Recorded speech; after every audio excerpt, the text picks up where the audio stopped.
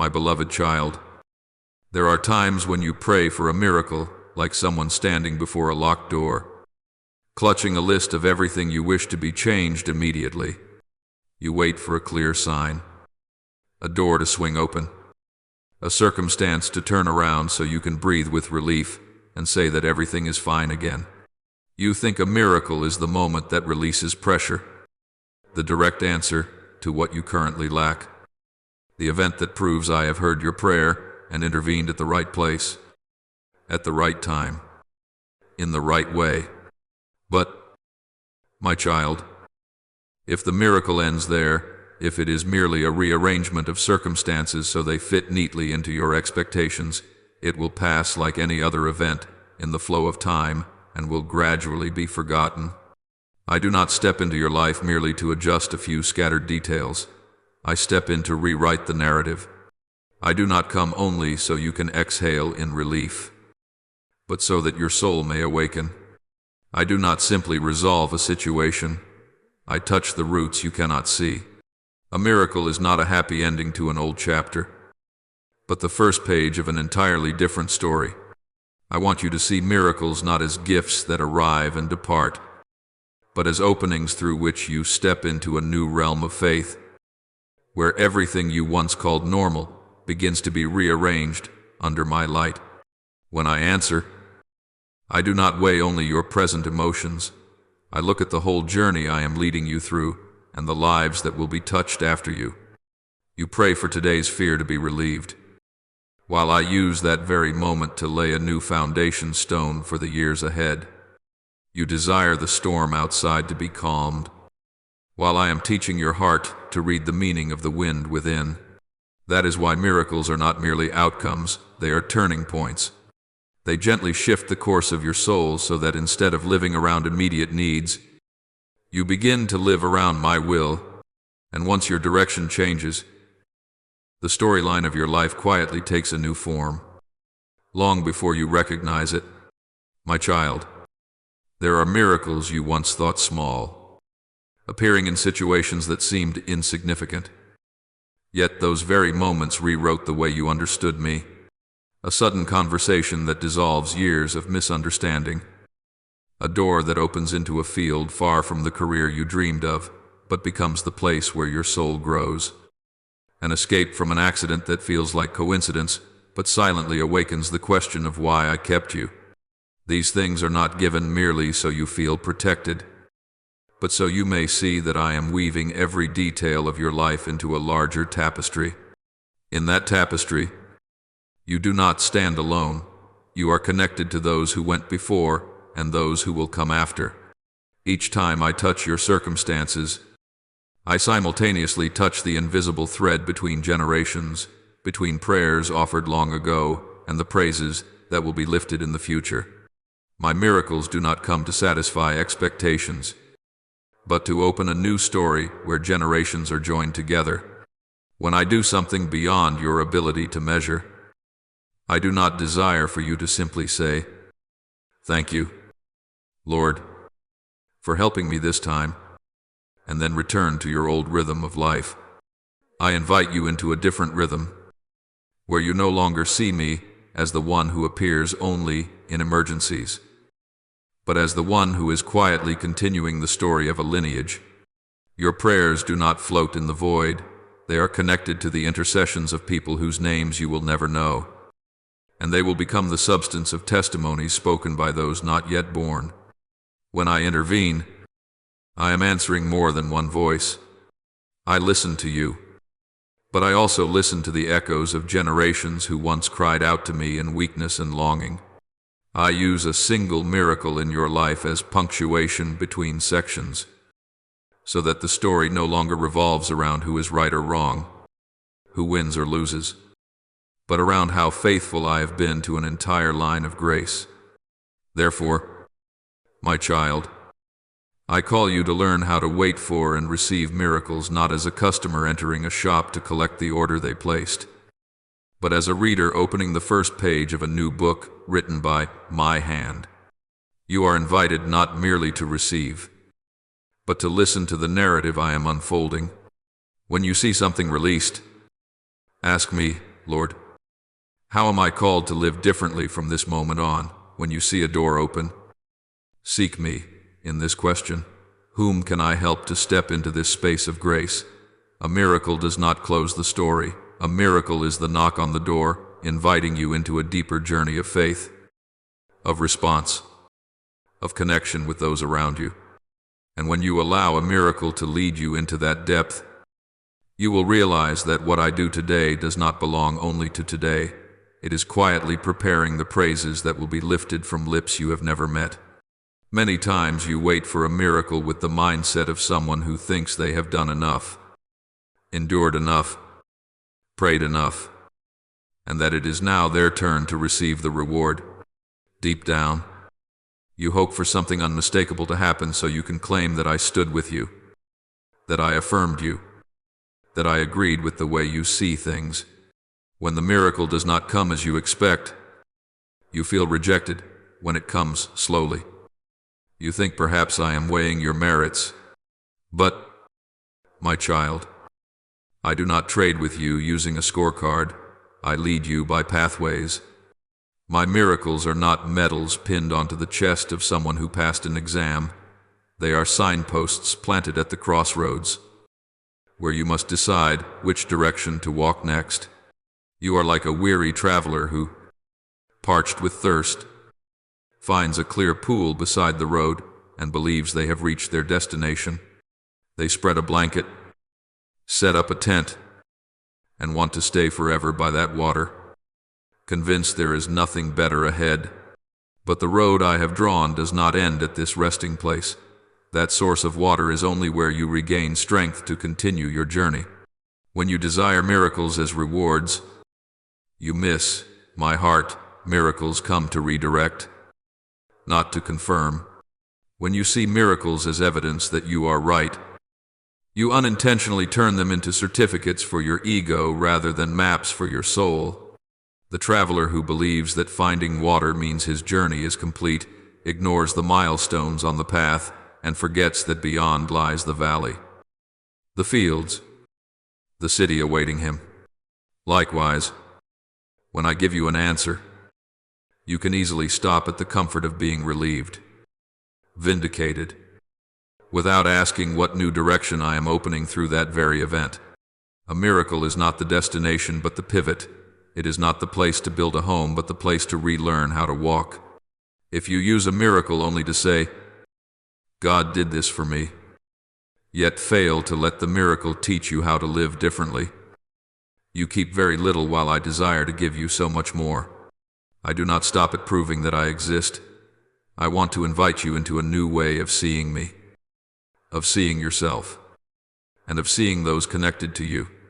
Each time I touch your life, I am not merely underlining a sentence in the old story. I am initiating a new chapter. And that new chapter is not merely about what you received, but about who you become after you have seen me act. You know very well what it feels like to long for an instant solution when financial pressure weighs heavily. You want just one door to open, a sum of money to arrive right on time. When a relationship becomes suffocatingly tense, you simply hope for a calm, successful conversation to reconcile everything. When facing a difficult choice, you long for a clear sign so you no longer have to hesitate. In those moments, what you desire most is for everything to be untangled quickly and neatly so you can return to the rhythm of normal life. You want circumstances to change, but you rarely think about how you will change afterward. You wait for an action from me, but you do not ask what attitude I am inviting you into, what way of living I am calling you to embrace. Deep down, you tend to see miracles as an escape button on a wall with no exit, rather than a doorway leading you into a new room with a different light. I see that, and I understand your exhaustion, but I also know that if I only reduce your pressure without touching the way you look at your life, you will soon return to the same place in a short time. Therefore, when I slow down, it is not because I am indifferent, but because I am pulling your gaze away from instant solutions so you can see the deeper work I am reaching toward. When you begin to understand that miracles come to redirect, you will learn to receive them with a different posture. Instead of asking, "Lord, why haven't you acted yet?" you will gradually shift to the question, "Lord, what are you shaping in me through this waiting?" And when the miracle comes, you will not only rejoice because something has been solved, but you will listen to see whether I am inviting you to step away from old habits, old reactions, and old ways of relying on yourself. The traveler who drinks water and stands up to continue the journey understands that the spring is a sign that the road still stretches ahead. The one who stops and wishes to remain there will soon recognize they are missing the land to which that water was guiding them. I do not give miracles so that you build a camp around them, but so that you may walk stronger, gentler, and more trusting in the steps that follow. Every time I respond, it is an invitation. Do you want the way I acted today to become the new pattern for how you will live tomorrow? Are you willing to let what I have just done not only comfort you, but also open within you a new vision of my nature and my will over your lineage? When you answer yes with your life, not merely with words, miracles will no longer be isolated chapters. They will become threads woven together in the story of generations. I call you to step out of the mindset that treats miracles as a courtroom where you are proven innocent, and to enter the space where miracles are, my whisper saying, "Walk with me farther." From the moment you begin to see this way, you will cease demanding constant evidence and will start to live as someone in the midst of a guided journey, not someone who is only occasionally rescued. You will cling less to the idea that everything must unfold according to your expectations and will learn to open yourself so I may lead you to places you never thought you would go. When you stand before a new stream, a door that opens, a sudden change, a timely deliverance, ask me, "Please, do not let me stop here, but help me understand the path this miracle is pointing toward." I will not let you wander in a fog. I will gradually clarify things through small steps, through steady rhythms of surrender. And then you will begin to feel that each miracle I perform does not simply land in your life and vanish, but becomes a new thread woven into the fabric, connecting you with those who came before and those who will come after you. That journey is the deepest reward I give to my beloved soul. There are days when you think that only when your faith reaches a certain level strong enough, grand enough, radiant enough will I begin to act. You stand silent at the threshold, judging yourself, "I am still not enough," and therefore you do not dare step forward. You look at others and imagine they possess a courage you lack, a certainty you have never touched. But my child, I do not ask you to leap across a chasm. I only ask you to lean slightly toward me. I do not demand that the storm inside you be calmed before you draw near. I only wait for a small opening where you allow your heart to soften. You think I search for a mountain of faith, but I set my eyes upon a mustard seed. And that mustard seed, however tiny, still carries enough life to pierce the soil, to push through heavy earth and grow into a canopy of shade. I do not ask you to bring me a forest. I only ask whether you will allow me to plant a seed. My child, the mustard seed is not praised for its size, but for its potential to sprout. It does not grow by noise, but by silent perseverance. It does not need applause, nor spotlights, nor witnesses. It only needs soil that will open to receive it. That is the symbol of faith that I love, not the kind that screams to prove itself, but the quiet faith that knows how to place itself in my hands. When you turn back, even by a single small step, you are creating space for me to do the rest. You do not need to understand how I will act. You do not need to see how the future will unfold. You simply need to acknowledge that you do not want to keep walking in the direction you are going. That turning back is not evidence of strength. It is the confession of a heart ready to let me lead. Some people wait for a strong wind to assure them the seed was sown at the right moment. But the mustard seed does not wait for wind. It waits for moisture. They seek dazzling sunlight to prove that the sprout will rise. But the mustard seed germinates in darkness, in places the human eye cannot see. You are the same, my child. I do not expect you to transform instantly. I only ask that in the most discreet moments when no one observes. When no one praises you, whisper, "Lord, I want to return." That whisper, as small as a mustard seed, can shake the barren ground of your soul. It opens the path for restoration you once believed impossible.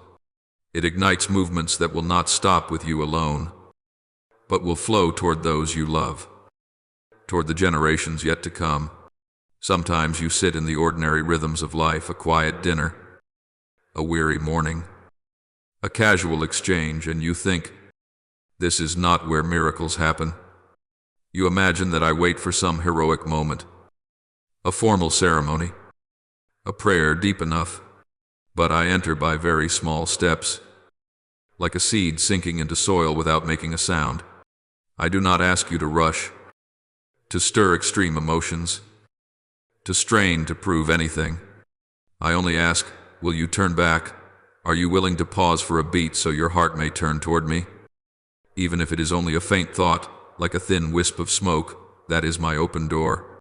I do not push you through it, I invite you in. Therefore, my child, do not judge the worth of your turning back by its size. You may look at it and say, this is too small to change anything. But I look at it and see the first crack in the soil. I see the silence of roots beginning to seek water. I see the day when you will no longer remember the moment you turned around. But you will never forget the tree that grew from it. You do not need strong faith right now. You only need the notion that I can do what you cannot. One step of turning back, even a small one, is enough for me to plant new life. There are things I sow into your life that do not arrive with thunder, but come like the first drops of a new season's rain, so gentle that you mistake them for coincidence. You hear no applause. You see no halo.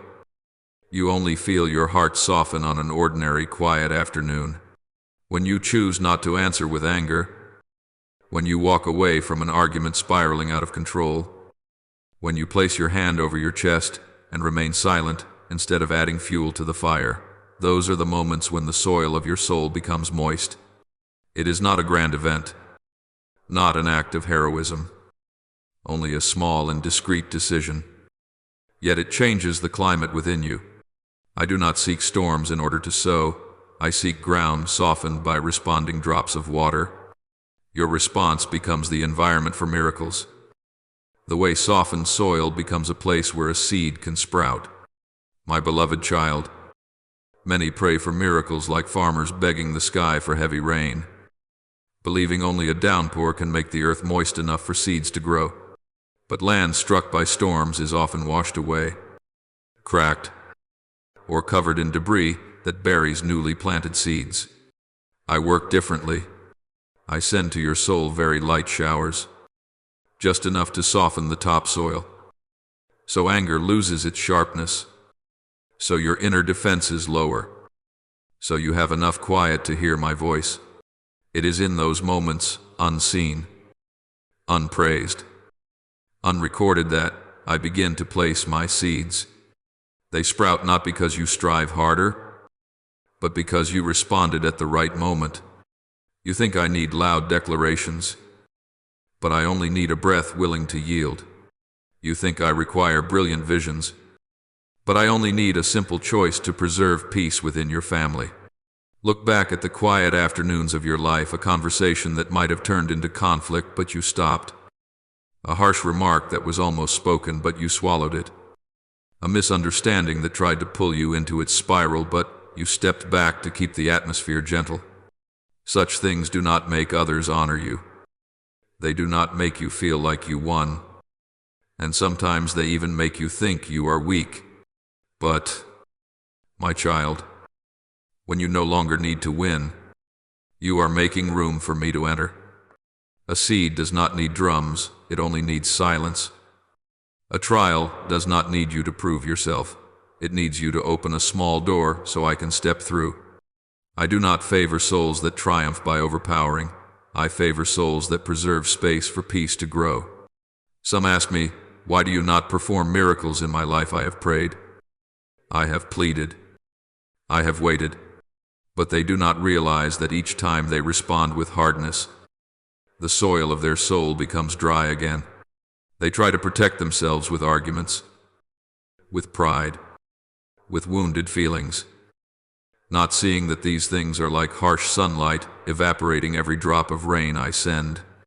My child, dry soil may appear strong, but it cannot nourish seeds. Your response, however small, is the moist ground I wait for. No one else needs to know how your heart opened. I alone see it, and so right there. Therefore, I do not demand that you meet the standard in order to receive a miracle. I only ask that your soul settles like the earth after a light shower. Your response, in a softened gaze, in a gentler sentence, in a silence that does not explode, is the voice of the land saying, I am ready. I do not need storms to act. I do not need climactic moments to prove myself. I do not need fierce battles to intervene. I sow when the soil is moist, when there is space within you willing to bow low to receive life. And the seed I plant a piece of counsel, an awakening. An inner movement will grow not because you push it, but because of the environment you have created. You cannot sprout a seed in its place, but you can soften the ground. There are times when you imprison yourself in the thought, I am not good enough to deserve a miracle. You recall your failures, old mistakes, harsh words spoken in anger, choices you are not proud of, and you conclude that I will only come when you have cleaned everything. You forget that I never asked you to build a perfect gate. I only asked you not to lock it. Miracles do not respond to merit. They respond to openness. I do not need you to prove anything. I only need you to leave a crack, however narrow, so I may step through. Like a hand slightly opened, not clenching, not performing, not pretending, only gently released, so I can place within it what I desire to give. My child, as long as you do not bolt the door, I will do the rest. Remember the woman of Nazareth, not a queen, not a scholar, not someone universally honored. When the angel came, she did not present a list of achievements, nor display evidence of her worthiness. She simply said, Behold, I am the servant of the Lord. Let it be done to me according to your word.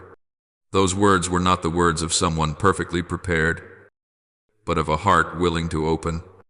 Every great miracle in salvation history began not with might, but with receptiveness. Mary did not swing the door wide open.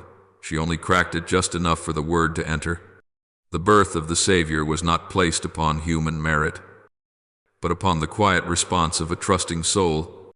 I accomplished the greatest work through a very small open door. My child, you always think I demand perfection, but I only look for honesty. You assume I want an outstretched hand, but I only need a hand that is no longer clenched.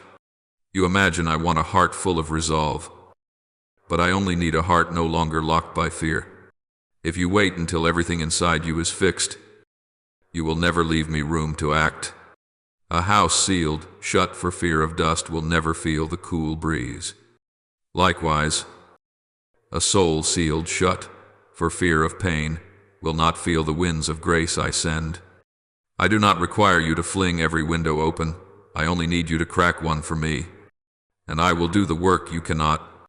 You often ask me, Lord, why do miracles not happen? But hidden in that question is a scar. You fear you are not enough. You fear I am tallying your actions and only bless you when you reach a certain moral score. But, my child, if my grace could be purchased by your perfection, then it would no longer be grace. Miracles do not require flawless moral architecture. They only require a pathway. Sometimes that pathway is nothing more than a small whisper, let your will be done. I hear that whisper as if it were a trumpet, because it announces that your soul has stopped resisting me. When you open not to perform, but to receive, I find enough space there to weave the next chapter of the story. Do not fear that the door you open is too small. I have walked through doors smaller still. I entered the heart of a girl in Nazareth, not in splendor, but in silence. I came to Samuel in the night, not with lightning, but with a gentle call, Samuel. I met Elijah in the quiet wind, not in the storm. I always arrive in the space of the least noisy surrender. My child, do not wait for a radiant moment to welcome me. Let your heart open like a hand that no longer clutches, and I will pass through that narrow gap like light slipping through the edge of a curtain. I do not need you to be worthy. I only need you not to close the door. There are miracles I send into your life that do not resemble what you once expected. They do not arrive with echoes. Do not make your heart erupt, and do not leave an exclamation mark in your memory. They come like water seeping into the soil beneath, little by little, without hurry, without display, without asking for praise.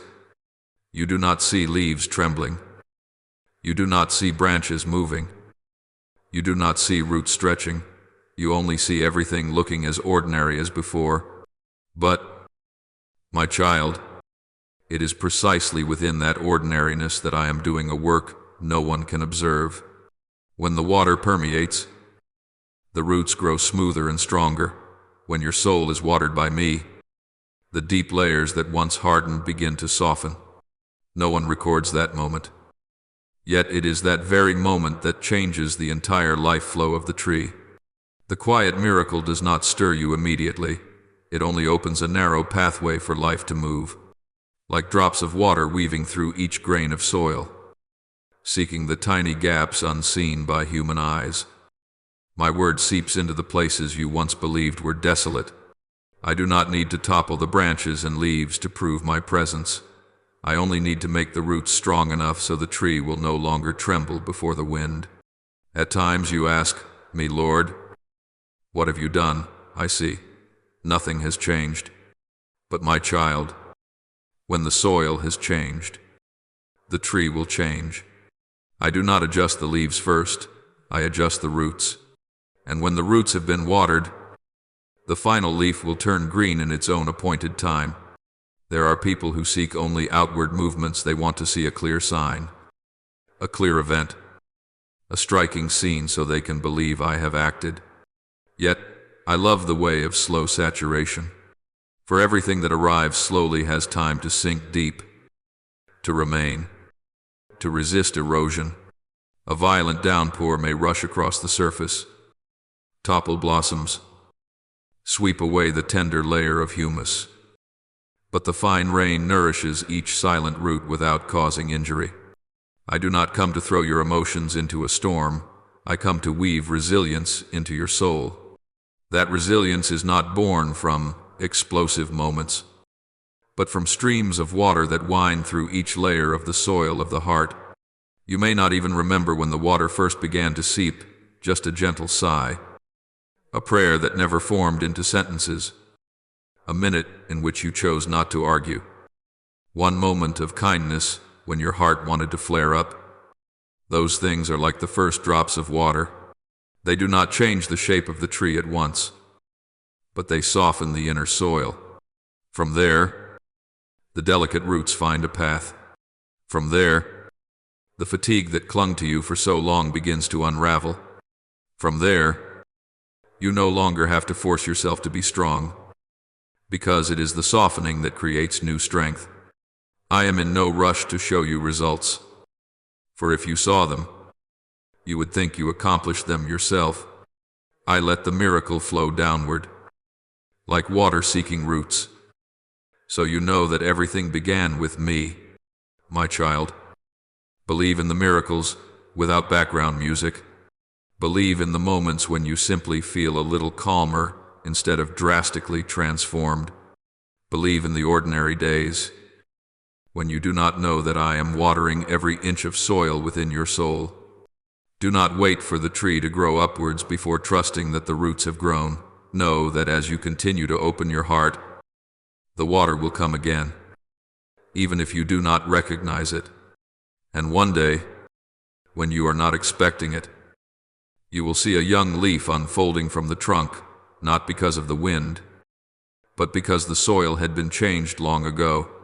There are days when you stand before the wall of your own life and yearn for a great door to swing wide open. A clear change, so you can step away from what is old. Like a lamp switched on in the night, you pray to me to do something resounding, complete, unmistakable. So you can say, "Here it is. Finally God has acted." But my child, a great door suddenly thrown open can overwhelm the soul, like eyes exposed to the sun after a night too long. That light does not heal, it hurts, not because the light is not good, but because the eyes have not yet adjusted. I do not want your heart to be blinded by what it is not yet ready to receive. So I begin with a small crack where you narrow your eyes, not to resist the light, but to grow familiar with it. You see miracles as radiant spectacles, but I see miracles as a process by which your spiritual senses come alive again. Like one who has just awakened in a darkened room, no one flings the curtains wide, they gently lift a corner so the light slips in little by little. With each passing second, the eyes adjust, the heart settles, and the light is no longer a shock, but becomes a welcome.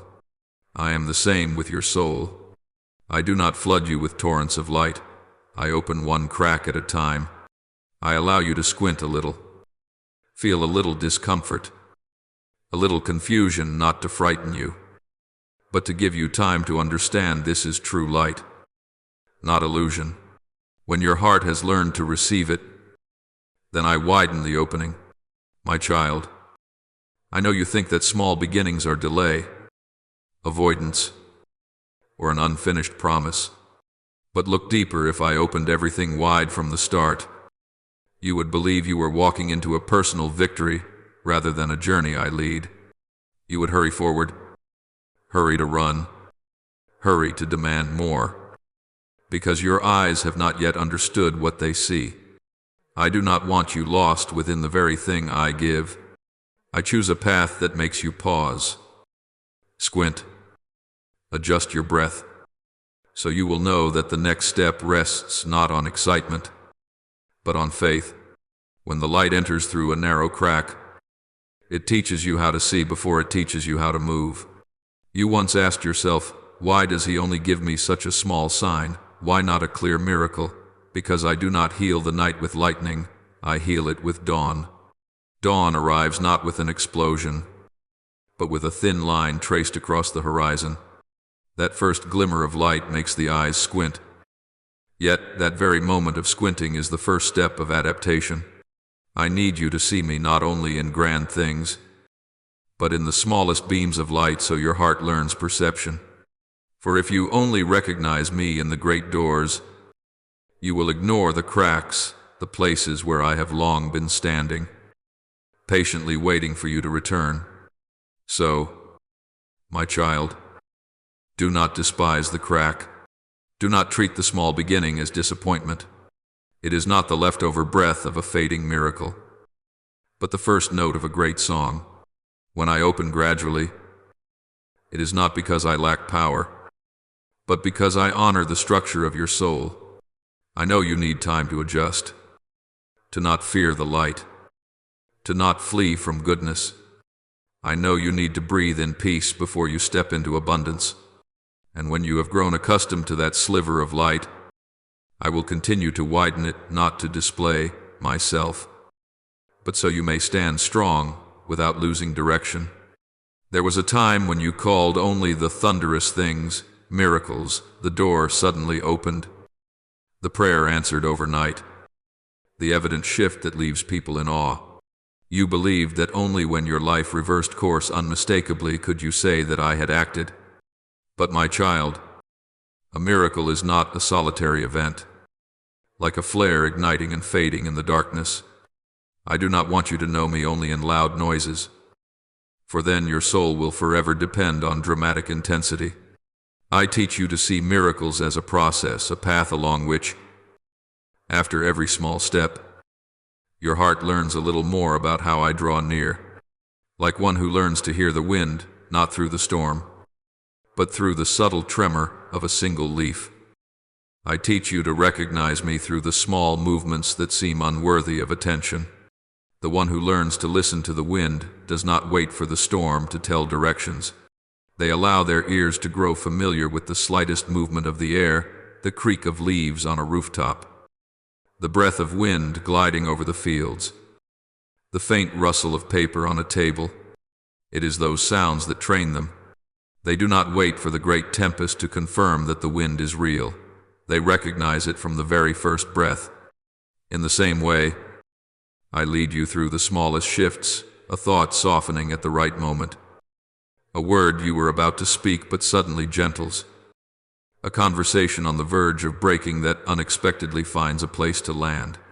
No one applauds those things. No one records them as miracles.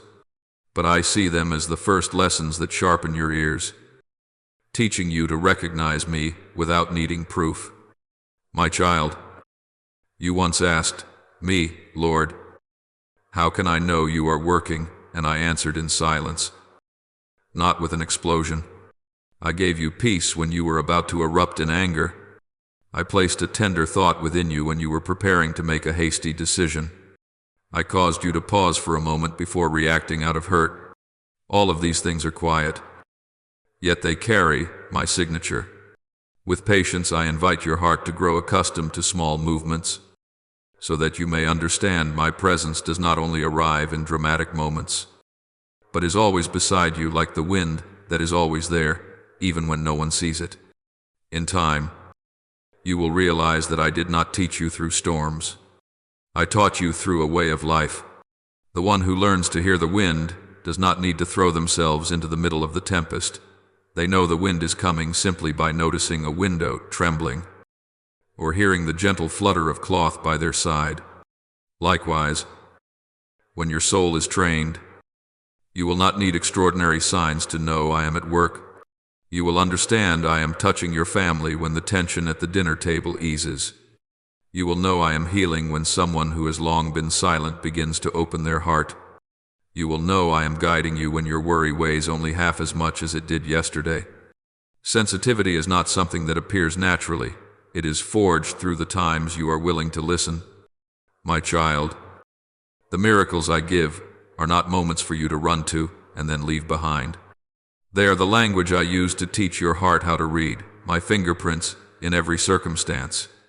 The one who demands a storm to believe the wind exists will always live in fear and expectation. The one who listens to the wind walks in peace, for they need no dramatic proof to take my hand.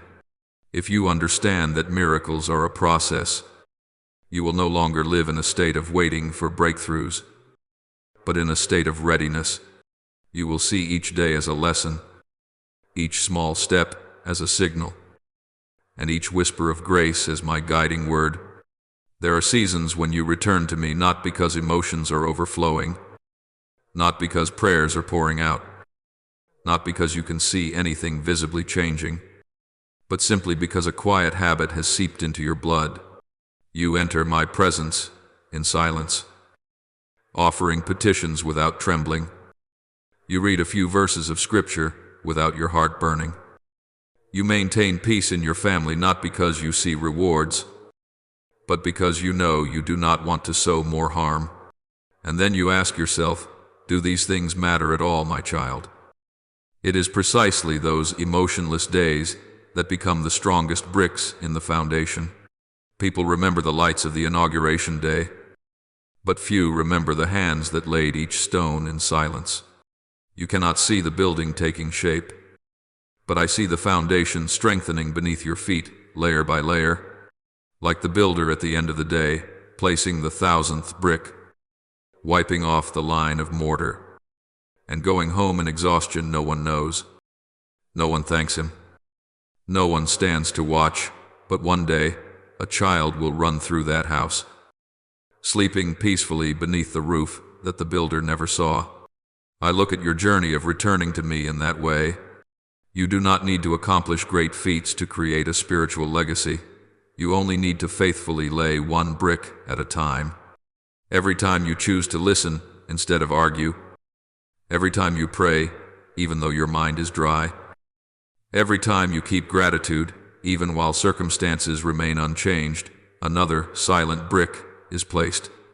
You are building something you will not have the honor of fully seeing. But I am witnessing every layer of the foundation. My child, there are those who ask for miracles to prove their blessing. Yet I am looking for the souls who know how to labor in silence. For a miracle may cause the whole household to rejoice in a single night. But a foundation is formed only through years of steady habits. Miracles do not create generations who stand firm. Foundations do. A prophecy may elevate the spirit, but it is faithfulness in the days without emotion that trains the heart. You do not need to burst forth to have impact. Your quietness will become a harbor for generations. Your life may feel like a collection of solitary stones, but in my eyes, they have already taken the shape of a house. Consider the small things you do. You lay a hand on a family member's shoulder when they fall silent. You prepare a meal no one knows was made in prayer. You endure for a moment to avoid hurtful words. You enter your room and whisper, "Lord, keep me." No one knows. No one records it. No one retells it. Yet your grandchild, years later, will remain calm in adversity without knowing why their heart is at peace, and I will know that it was your seemingly meaningless afternoons that formed it. Spiritual foundations rarely bear the name of the one who laid them. The walls are painted by others, the roof repaired by others, the laughter enjoyed by others, but I always see the final brick. My child, I invite you to live, not to witness results, but to sow precedents. I do not call you to craft a glorious story for yourself, but to lay stones upon which young feet will walk without stumbling. You think you are merely enduring, yet I am using that endurance to clear the way for those who come after you. You think you are only trying not to quit, yet I am using that persistence to write a new chapter in your lineage. When you continue to return to me in barren days, you are teaching your soul what your descendants will one day call spiritual instinct. There are those who seek to prove faith with sharp declarations, with visible actions, with memorable moments meant to earn acknowledgement. But my child, I see another kind of faith, the kind that makes no noise, that leaves behind a quiet space for life to sprout. Your small faithfulness is not like a blazing fire in a public square. It is like a hidden garden behind a fence, where the soil is tended silently, where weeds are uprooted from the root, where young shoots are not startled by the noise of passing traffic. You think no one sees that faithfulness, but to me, it is a silent proclamation. Here is good soil where seeds may grow. That quiet garden does not compete with the city's commotion. It does not demand attention. It simply continues to nourish. Each morning the gardener steps outside, not to perform, but to see whether the soil is still dry or already moist enough. He trims a withered branch, removes a decaying leaf, spreads a thin layer of fertilizer. No lights, no audience, no applause, yet the roots are growing. The leaves are recovering, and the young shoots are calling the sun to them. In the same way, each time you choose peace over argument, patience over anger, listening over insisting on being right, you are tending that garden. Outsiders will see only a silent wall, but I see every movement within the soil. My child, your quiet steadfastness speaks to the souls standing at the margins of life. You may come here. No need for noise, no need for strength. Just come. It does not demand that the heart understand everything. It does not force the weak to mature overnight. It simply opens a small gate for them to enter. A lost child will not seek a glittering stage. It seeks a garden with a bench, with shade, with an atmosphere that does not frighten it. When you live consistently in the small things without rushing to conclude, without rushing to display, you are building that very garden for the generation to come. I do not need you to grow a towering tree in a single day. I only need you not to abandon your soil. A garden does not need to proclaim that it is safe. Anyone who enters will know. A weary soul will feel peace in a house where voices do not need to shout. Someone accustomed to harshness will find trust in eyes that do not judge hastily. A generation exhausted by competition will learn how to rest when they see you moving slowly without retreating. My child, that is what small steadfastness accomplishes. It does not attract. It does not coerce. It simply exists as a gentle reply to life. Do not hurry. Here is good soil. And so I invite you to keep tending that garden. You do not need to raise monuments. You do not need to speak much. You do not need others to see you as an example. You only need to live steadily. Like the person who waters the plants each morning, a little water, a little light, just enough quiet. The generations after you will not ask what you said. They will feel what you created. When they sit beneath the shade of a tree you never saw sprout, when they step into a home you silently cleared of bitterness, when they breathe easily in a life you prepared through countless small choices, they will understand that your steadfastness was the loudest declaration. And I, the one who sees every garden before it blooms, will testify to it. There are some who believe a miracle must be a radiant instant, a crashing wave that turns their life around at once. They hope for a single moment that silences all doubt, that forces others to bow and acknowledge them, like thunder striking across the night sky. But, my child, I do not build destiny with storms. I sow miracles like a flowing stream, not to create uproar, but to carry onward. A miracle does not exist to make one life spectacular, but to connect one life to the next, like a small brook traveling through many valleys, nourishing every root along the way. You look at the moment, I look at the current. Jacob did not receive my promise like a sudden flash. He encountered me in the night, with a stone for a pillow, unseen by anyone, with no audience. I did not give him an instant victory. I gave him a promise that would outlive his own years. His descendants would become as numerous as the dust of the earth, as countless as the grains of sand by the sea, not because Jacob was great, but because I placed the miracle within his lineage. Do you see, I did not tear open the heavens for a blazing moment. I planted my word into the years, so that his children would step into what his own eyes never witnessed. That miracle did not explode like fireworks. It was as quiet as dawn. Yet when the sun rose, the whole land had changed its color. My child, I do the same within your family.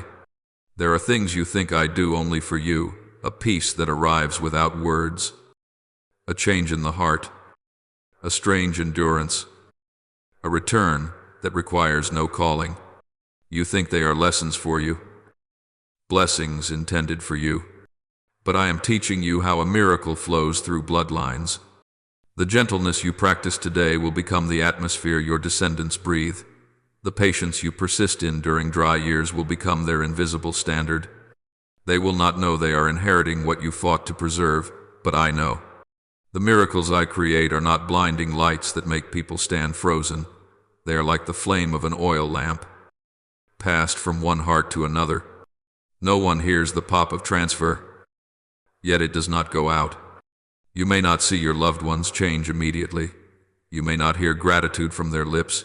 You may not witness the moment they bow before me, but do not rush to define a miracle by what your eyes can see. Like the promise from Abraham to Isaac to Jacob, it travels through those who do not understand, who are not ready, who even resist.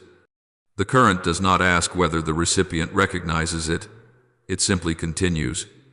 Therefore, my child, I call you to live the miracle, not chase it. I do not want you to pursue dramatic dreams in order to prove faith. I want you to express faith through ordinary breaths. A miracle is not merely in the events retold by others. A miracle lies in a life that ensures the next generation will not collapse the way the previous one did. You will not receive applause for this, but you will see fruit arise out of the years in which I have already prepared the soil. And one day, your descendants will say, "We are at peace because someone believed." Even if they never know your name, there will be moments when you feel small amid loud voices, among testimonies of those rescued in a single night, among stories that shake listeners with the greatness of my power. You will ask, "Lord, what about me? I only have small steps." Quiet changes, transformations no one sees but myself. And, my child, it is precisely then that I want you to pause and look inward. The miracles I plant in your soul need no audience. They grow like seeds in the dark earth, unseen, uncelebrated, unannounced, yet the soil has broken. The pulse of life has awakened, and nothing can reverse it. A seed does not need spotlights to prove it is sprouting. It only needs soil that is warm enough, moist enough, and still enough for life to begin its first dialogue with the darkness. In the same way, miracles do not bloom in noise. They bloom in the deepest chamber of your soul, where no one knows what you wrestle with. I work there because there is no comparison, no display, no pressure to be worthy. There is only me and you, and when you allow me to dwell there, the miracle begins like a new breath, silent, yet alive. My child, I know you have looked at those with radiant stories and thought I favored them. I know you have waited for an explosive moment so you could finally say, "Surely God has done this." But understand that I do not teach you through what dazzles the eyes of the world. I teach you through the quiet places of the heart. A heavy rain can make the field turn green overnight, but it may also wash away seeds that have not yet rooted. The dew of the night, however, it seeps in little by little, nourishing each tender leaf, and no one knows how many nights of dew have passed before spring finally appears.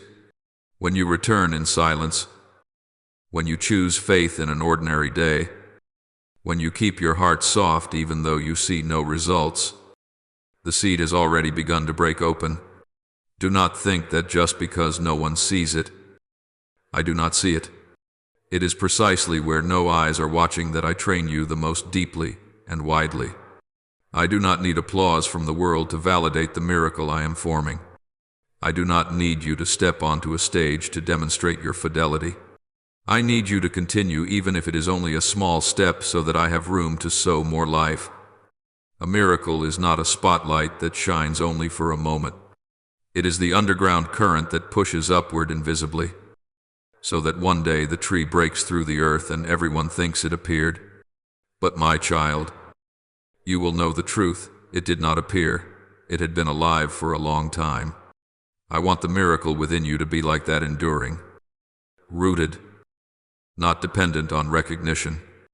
I nurture what I give as a gardener who knows his soil quietly, persistently, trusting that you will understand at the right time. My child, there was a time when you believed that a miracle had to keep you exhilarated, had to make you tremble, had to produce strong signs like fire erupting in the middle of the night. You thought my presence could only be confirmed by days when you wept in the chapel or by worship gatherings filled with emotion. But the miracle I plant is not a peak of feeling. It is the steady transformation of the soul's habits, like the water that first rushes into a stream bed, crashing loudly against the rocks. But once it finds its path, no longer resounds, it simply flows, and that flow itself brings life. The miracle within you is the same once my love has found refuge in your heart. It begins to shape the way you live, no longer needing noise to prove itself. There are mornings you wake without a spark. You merely get out of bed, brush your hair, prepare a meal, do your work, talk with your family. No spiritual inspiration, no revelation, no sudden scripture bursting into your mind. Just an ordinary day. But in those ordinary days, I observe how you respond. You no longer rush to chase excitement. You choose to walk in the quiet rhythm I have sown, like a stream that knows where it will return. You allow the miracle to become your internal direction, not fireworks. When someone around you irritates you, you do not immediately defend yourself. When conflict arises in the family, you do not pour fuel on the fire. When someone misunderstands you, you do not retaliate with bitterness, not because you have become better, but because the miracle has formed you. The light that once descended has turned into the substance of your life. My child, a life I have touched does not resemble a flood river, violent and then gone. It resembles the stream in a dry season, small but enduring, slow but steady, unshowy yet always present. I do not want you to become someone who chases spiritual waves, always needing new sensations to believe I am still at work. I want you to become someone who knows without having to feel, someone who knows that I am guiding you even when everything is still like a windless lake. A miracle does not aim at your emotions. A miracle aims at the structure of your soul. Emotion may awaken you for an hour, but a transformed way of life will preserve you for a lifetime. Remember the times you kept peace, not because you felt strong, but because you did not want to harm the ones you love. You thought it was just a small choice. But to me, it was evidence of a miracle, evidence that you stepped beyond the loop of instinctive reaction and into the space where I shape you. When you change the way you walk, the way you respond, the way you perceive disappointment, the miracle has landed. It no longer hovers above the sky. It has become weight in the soil, where roots can cling, where seeds can grow. And like a young sapling seeking the sun, though no one instructs it, you too will seek me in the everyday without needing reminders. My beloved child, people usually believe that a miracle is a peak, a moment to be remembered. But I see miracles as a curve. They run from the moment you open your heart to the moment you no longer realize you have changed.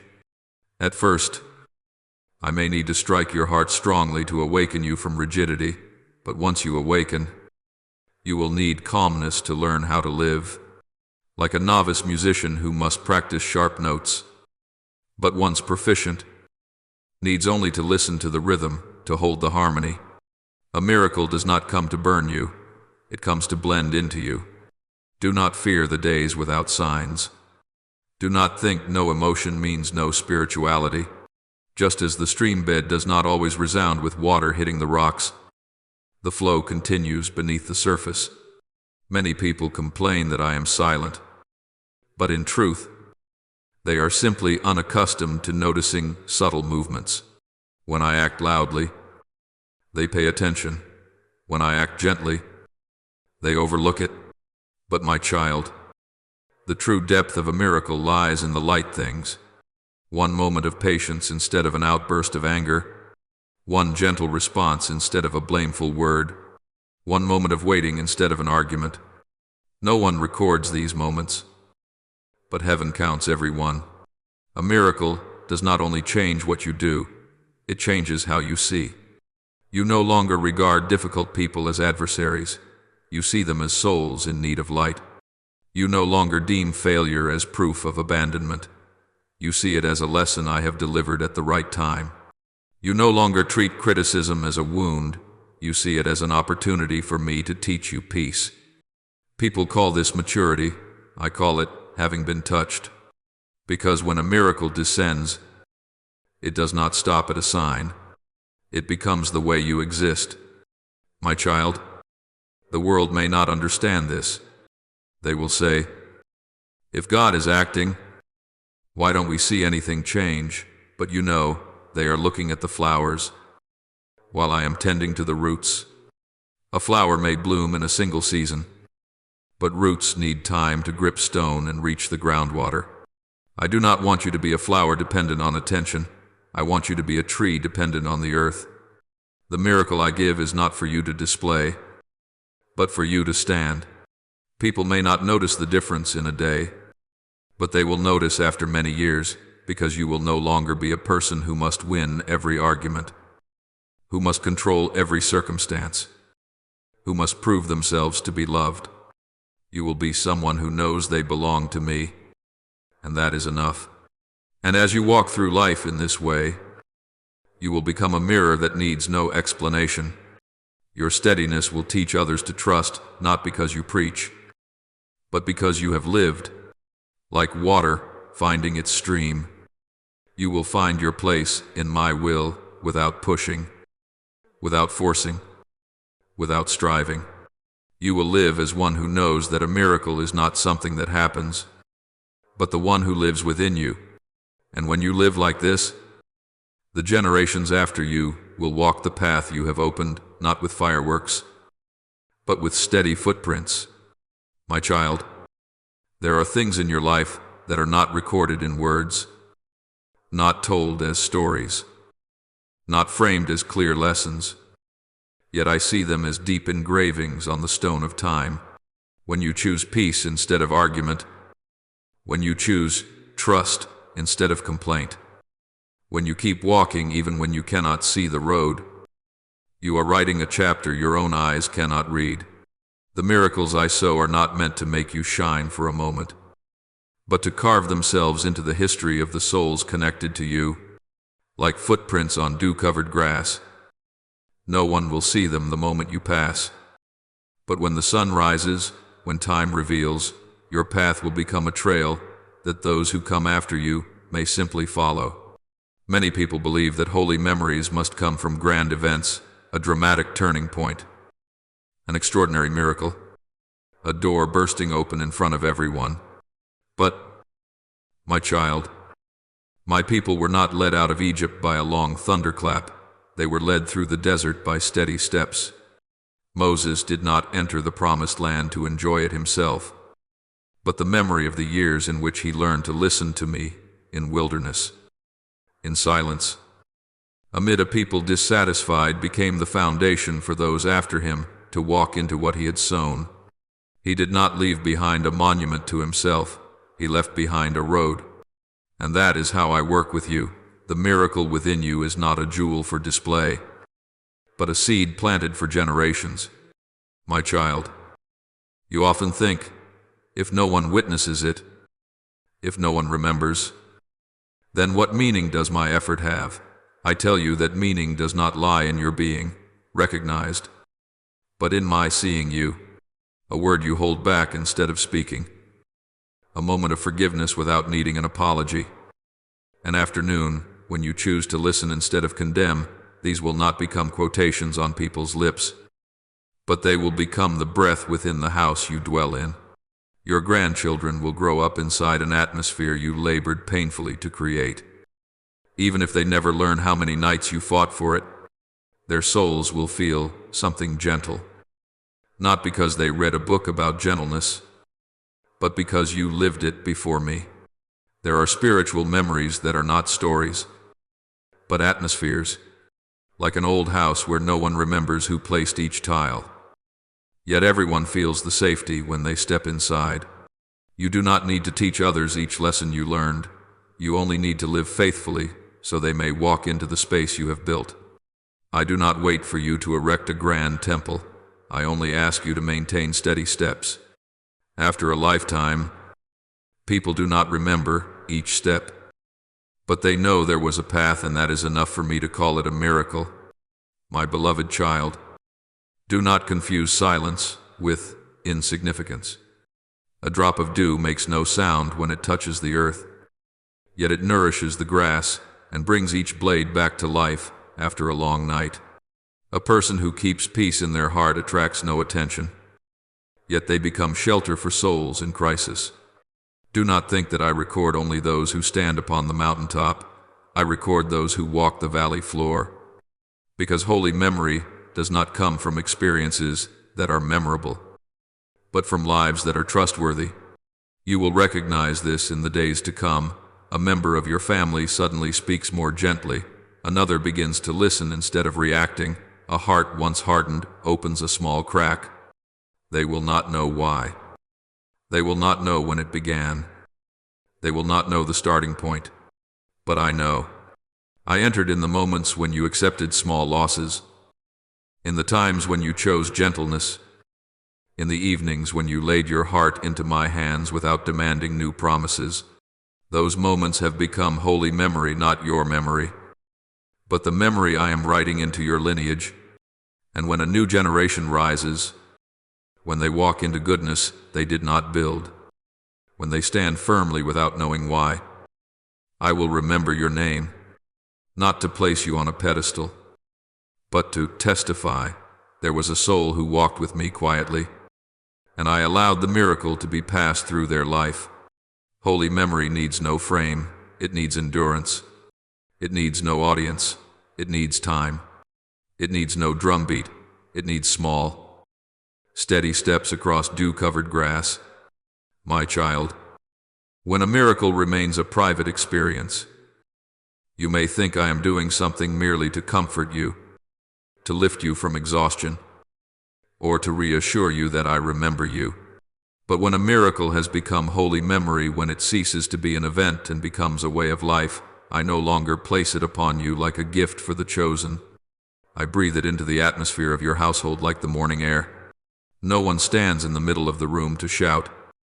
The air is coming, yet everyone lives by it. I do not need you to wield my power as a trophy. I want your family to breathe it as something natural. A child raised in a home covered by my presence will not know how to explain their peace, but they will be at peace. A once hardened person will not understand why their words soften, but that softness will arrive, not because you convince them, but because I have become their environment. My power does not dwell like a blazing point of light in the night that burns out once no one pays attention. It is like morning dew spread across the grass, the roof, each beam of wood, without a single sound announcing it. You cannot hear the moment it descends, but when the day awakens, everything has already been renewed. In the same way, a household covered by me does not need to declare we have changed. The change will seep into the way they speak, how they resolve conflict, how they view old failures. You will not hear thunder announcing a new season. You will see the soft morning light resting on the table, awakening everything. The miracle I give, once it has become a living environment, does not need to reveal itself. It simply operates.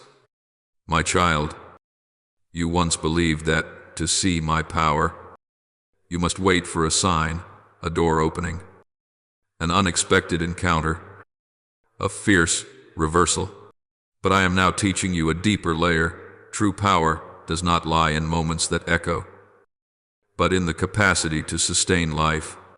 A sudden rainstorm can make the grass glow green for 2 days, but air, the invisible, keeps the body alive each moment. Likewise, a miracle can change a mood, but my power changes an atmosphere. If a miracle is lightning that awakens one person, then power is the sky that covers an entire land. And when the sky has settled above them, people no longer need to chase after signs, they only need to live beneath it. You will see this in your family life, not in grand celebrations or passionate declarations, but in gentle apologies instead of accusations, in quiet dinners, suddenly peaceful, in moments of silence, no longer heavy with tension. You once thought that only great events meant I truly intervened, but I often sent my power through small openings, kept ajar by years of your faithfulness. When one person in your family chooses to soften, I enter through that crack. When another chooses to listen, I bind 2 hearts through that path. When a third stops judging, I pour grace through that seam. Small streams seep into dry ground, and one day everything alive will grow upon it. You will not remember exactly when I acted. Because I do not arrive with drums, I arrive with breath. My beloved child, you must learn to see your family not merely as independent individuals, but as a valley open to the breath of the air.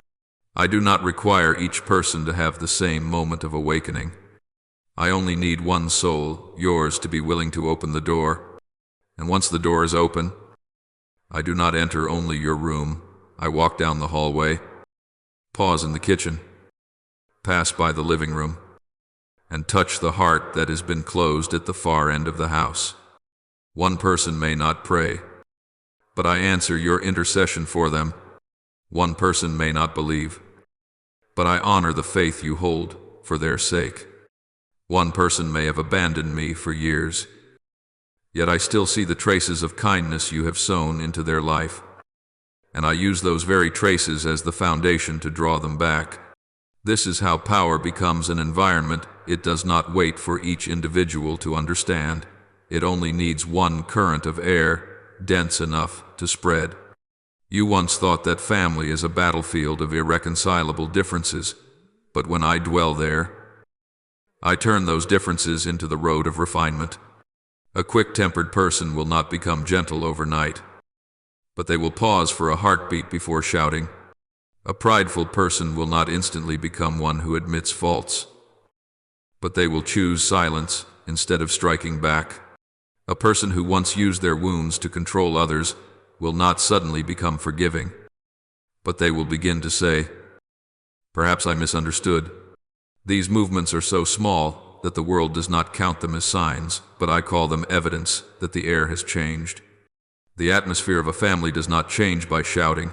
It changes by glances, by gestures no one records, by the countless times someone yields to preserve peace, and I value every one of those moments. My child, you will one day ask me, "What have I done to deserve this?" I will answer, "You do not need to deserve it. You only need to open the door." When you return to me on days without emotion, when you remain steadfast in small choices, when you let miracles become a way of life rather than a moment, you have created a dwelling place for my spirit. Not so he might have a resting spot, but so your family may have air to breathe. Do not seek my power in spectacle. Recognize it when your loved ones no longer add wounds the way they used to. Do not seek my power in stories impressive enough to share. Recognize it when, at home, people no longer feel the need to be on guard. When my power becomes an environment, you no longer have to keep it. You simply live within it, and it lives within you. My child, when my power has become the living environment of your family, what once was effort will gradually become reflex. Not a bodily reflex, but the reflex of the soul. No one in the house will need to weigh whether to restrain or explode, to listen or argue, to empathize or attack. Those choices will no longer be made by reason, but by the atmosphere you have built over silent years. Like footsteps in a home, no one says, "Let us walk softly." But from the moment the first person descends the stairs in gentleness, the footsteps that follow will unconsciously echo that rhythm. You think you are only keeping peace for yourself, but I tell you, you have written the melody of life for generations. My power does not spread through slogans, nor through bold declarations. It spreads like warmth from a hearth. No one standing in a house asks where the fire is. They simply know they are no longer cold. One person in the family may have never read a single verse of Scripture, yet they will find themselves gentler in arguments. Another may not have any dramatic spiritual experience, yet they will feel an invisible hand restraining them from hurtful words. They will call it temperament, age, maturity, but I know it is the rhythm that has been sown from your soul, not through sermons, but through quiet choices. You do not need to preach to your family. You need to live in me long enough for my breath to become the air they breathe. My child, remember this: what endures is not formed in noise. like a child who learns the rhythm of their mother, not because she explains each movement, but because every morning she wakes with patient composure. The child does not learn the skill of gentleness, they learn how to live. Likewise, when you preserve peace in tension, when you set a cup of water on the table instead of speaking words of blame, when you listen to the whole story instead of rushing to judge, you are leaving invisible imprints on the souls of those nearby. One day, they too will repeat those gestures, not because they remember your teachings, but because that rhythm has become their familiar breath. Some families pass down wealth, others pass down fear, vigilance, and anger. But I want your family to pass down peace. That peace is not the result of explosive spiritual breakthroughs, but of the years in which you endured without nourishing bitterness, suffered without sowing resentment, accepted loss without becoming a burden to others. Many will not know why they are calmer than their father, gentler than their mother, less defensive than their grandparents. They will not know that someone paid the price for this, not with blood, but with silence before me. My beloved child, transmitted power does not come from stern instruction. It comes from living what you believe. When you kneel in your private room, only I know. When you choose forgiveness for the 70th time, only heaven bears witness. When you restrain yourself from a sharp word to protect another's heart, only I see how soft your own heart has become. No one in the next generation will remember the battles fought within your soul, but those very battles will have changed their structure. They will grow up in a spiritual space of safety, not because they deserve it, but because you weathered the storm in their place. Power spreads like the tone of a household. If in your home people speak through accusation, the next generation will learn to condemn. If in your home problems are handled with silent resentment, the next generation will learn to avoid. But if in your home people sit down to listen to one another, even just 5 minutes each evening, the next generation will learn to open their hearts. No one remembers who first moved the chair closer. No one remembers who chose to speak a little softer. No one remembers who paused before the door slammed shut. But I remember. I record every detail not to reward, but to write the next chapter for your lineage. My child, understand that what becomes your habit today will become the instinct of those who come after you. You choose to live according to me not so that they may look at you, but so that they may naturally walk into the space of peace you have opened. Just as weeds cannot thrive in soil that has been thoroughly cultivated, toxic patterns cannot stand in a home that has grown acquainted with calmness. The power of my influence does not violate their freedom. It simply lays down good ground on which their hearts will choose gentler paths. And when that happens, you will see that my miracle no longer needs to be mentioned. It has become the space in which they live. My child, some believe that in order to change their family, they must tirelessly strive, they must explain, debate, prove, and teach everyone to understand. They try to behave properly, try to appear holy, try to be strong so they can become an example.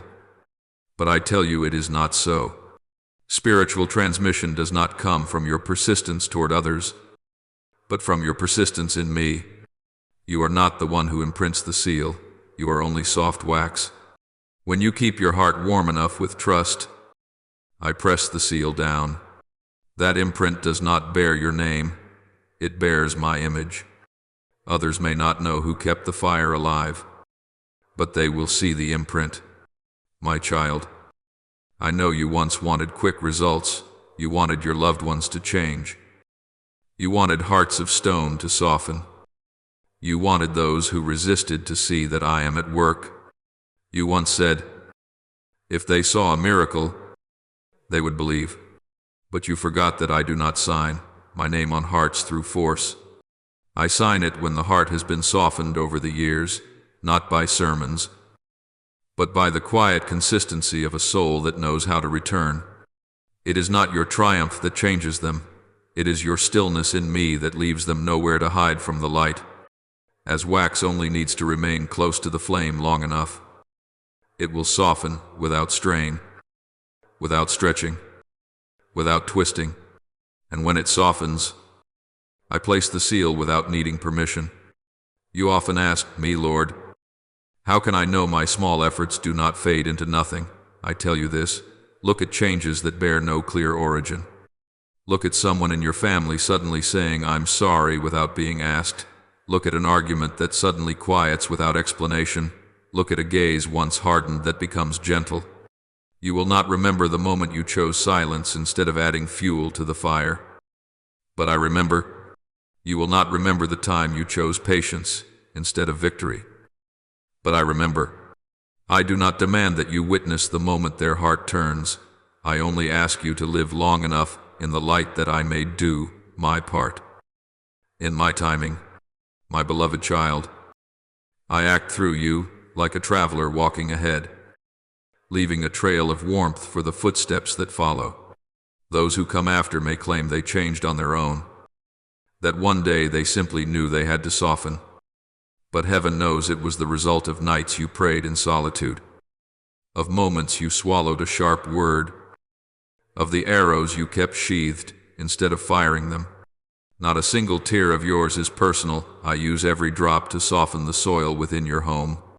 You have looked at trials as something you must endure, but I am using them as the heat that melts the wax, preparing it for the seal I will place afterward. My child, do not forget this transmission is not a psychological product, it is a spiritual work. The world may think that good influence comes from stable temperament, discipline, or education. But I know that what you do is not because you excel at self-control, but because you know how to place yourself in me. Your gentleness is not instinct, it is soil that has been watered. Your patience is not temperament, it is a heart that has been shaped. Your calmness is not because you are above the situation, it is because my presence dwells there. When you live in me long enough, you will not need to explain God. Your life will become the demonstration of my power. Future generations may never know how you walked, how you endured, how you held your peace, how you interceded. They will not remember the nights you stayed awake to avoid replying in anger, nor the times you chose peace when it would have been easy to wound. But I will record every one, not to award you medals, but so that they may inherit the path you opened. When their hearts return to me more easily than those before them, when they learn to forgive more quickly, when they choose peace instead of meaningless battles, they will think, that is simply my personality, but I know it is the seal I placed upon your lineage because you walked with endurance. My child, do not search for proof to soothe your own heart. I do not engrave my seal upon the wall of pride. I press it upon the hearts of those whom you love.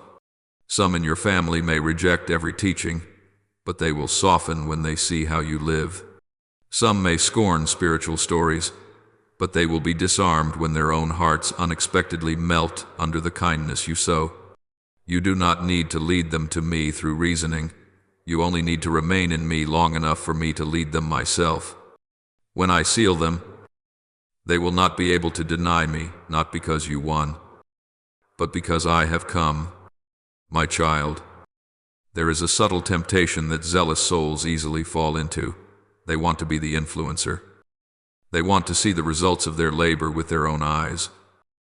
They want to witness the next generation return and praise them. They may not say it aloud, but deep within they long to be remembered as the one who changed the family, who laid the foundation, who stood as the protagonist of a spiritual story.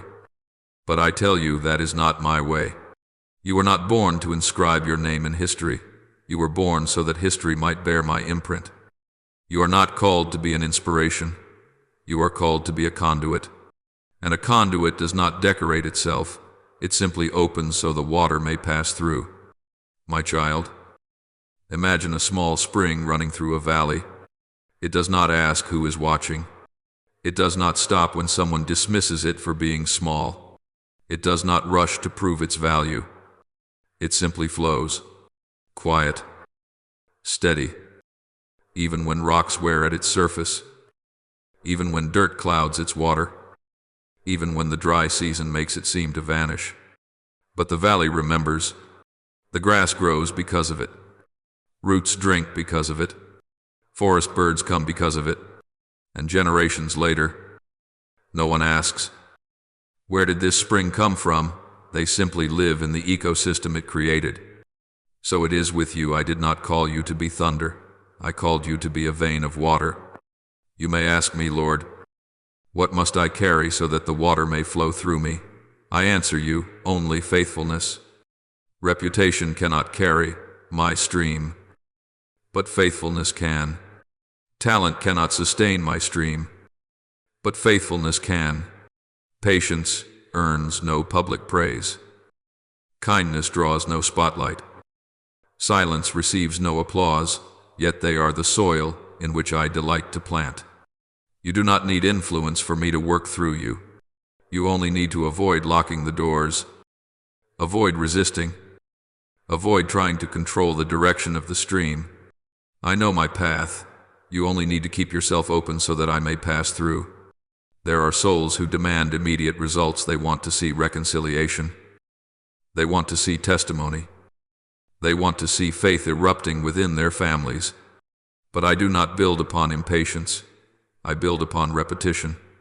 Just as a gardener does not command the rain to fall harder, but simply waters each small root every day. My child, I do not need you to bring your entire family before me in 1 hour. I only need you to live according to me each day. I do not need you to teach every person. I only need you not to let bitterness prevail in your heart.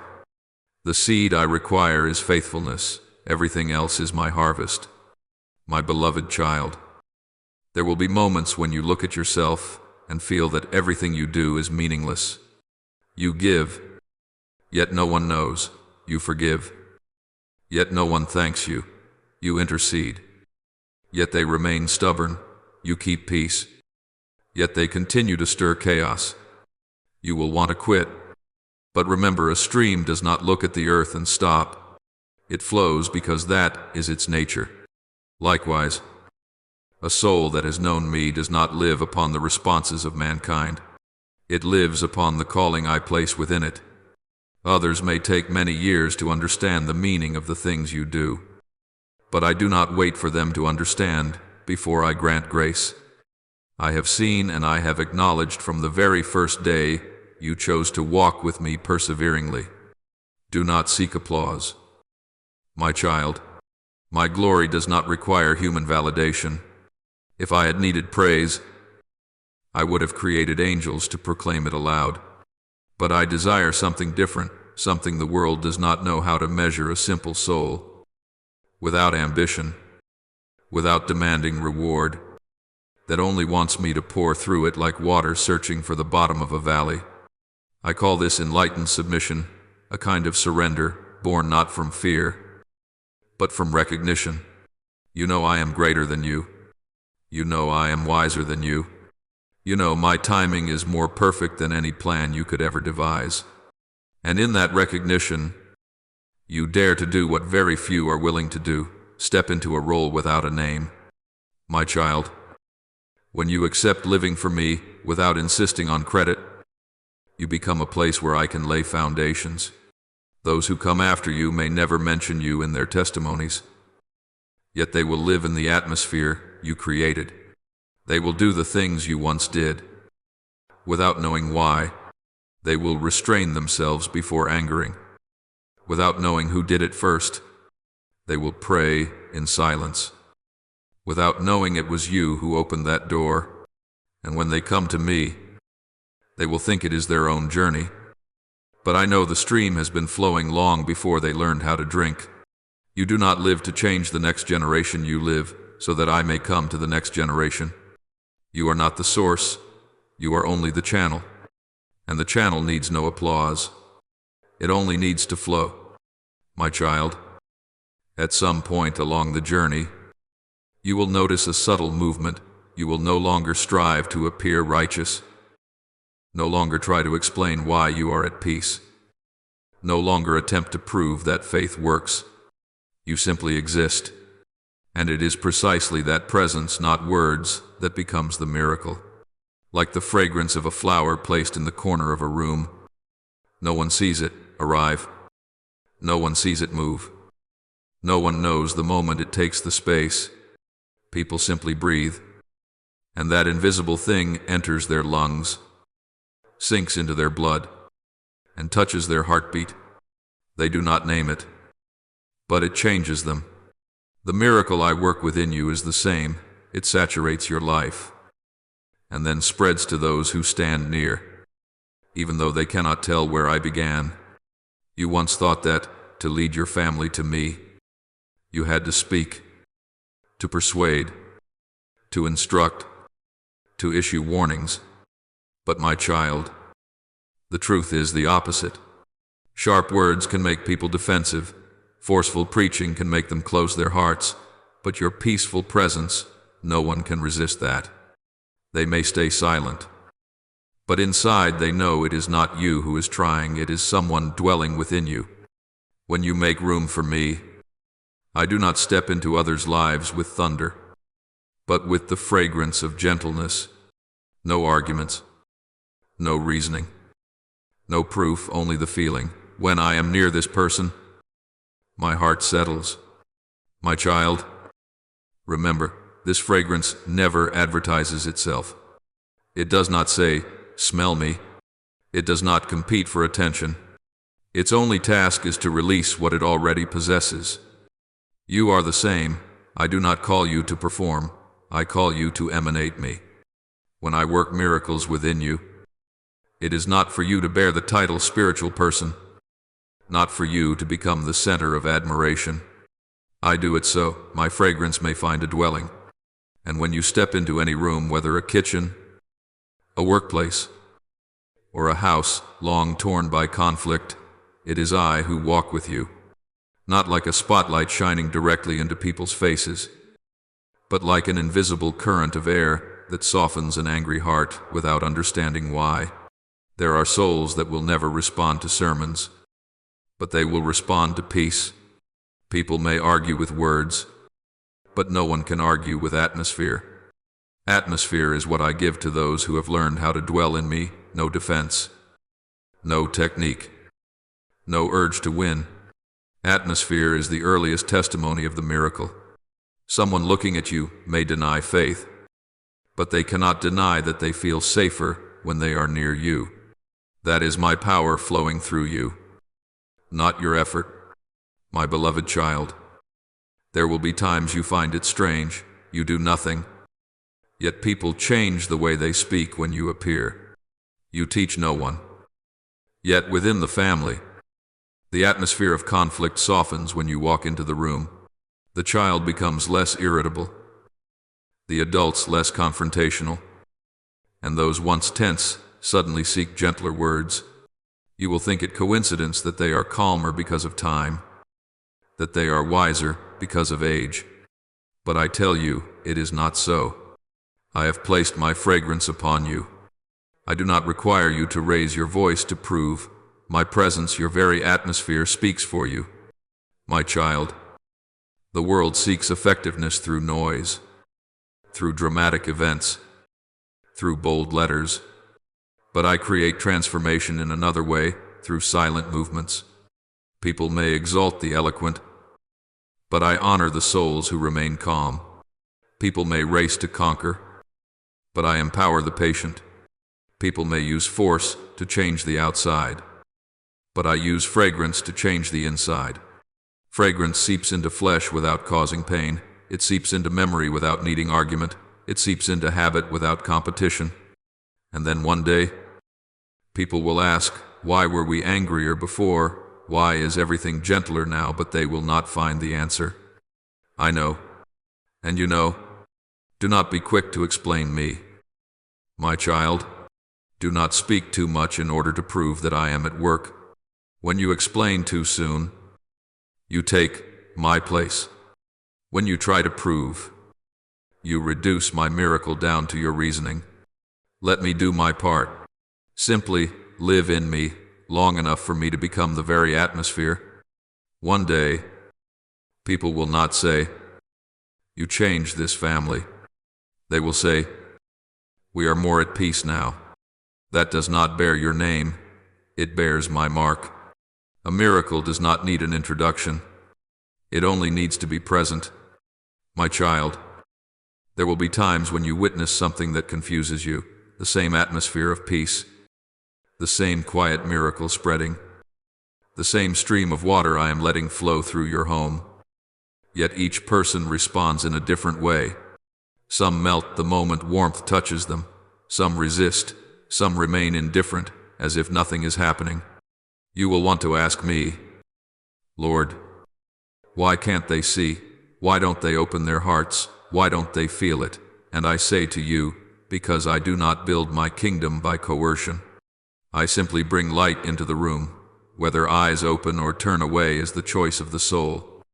My child, picture the light of early morning. It is gentle. It does not break doors. It does not wake anyone by noise. It simply lays itself across the windowsill, opens up pockets of darkness, and invites the heart to see again what has always been there. Some wake up as soon as the first ray touches their eyelids. Some pull the curtain shut to sleep a little longer. Some turn over, vaguely sensing that something is changing without knowing what it is.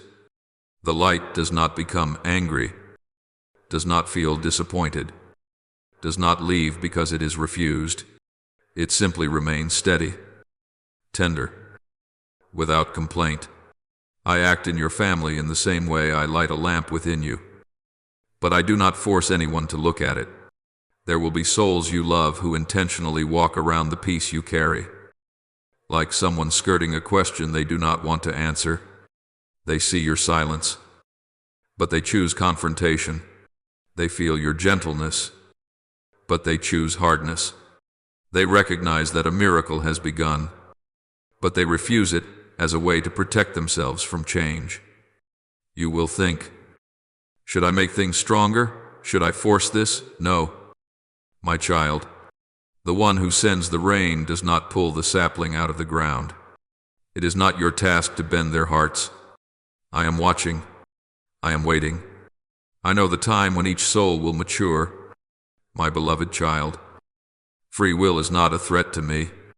It is proof that I honor human dignity. When I place an atmosphere of peace in a home, I do not put chains on the hearts inside it. I give them an environment to return in, not a command that forces them to their knees. I create conditions for them to recognize me. I do not make them bow by force.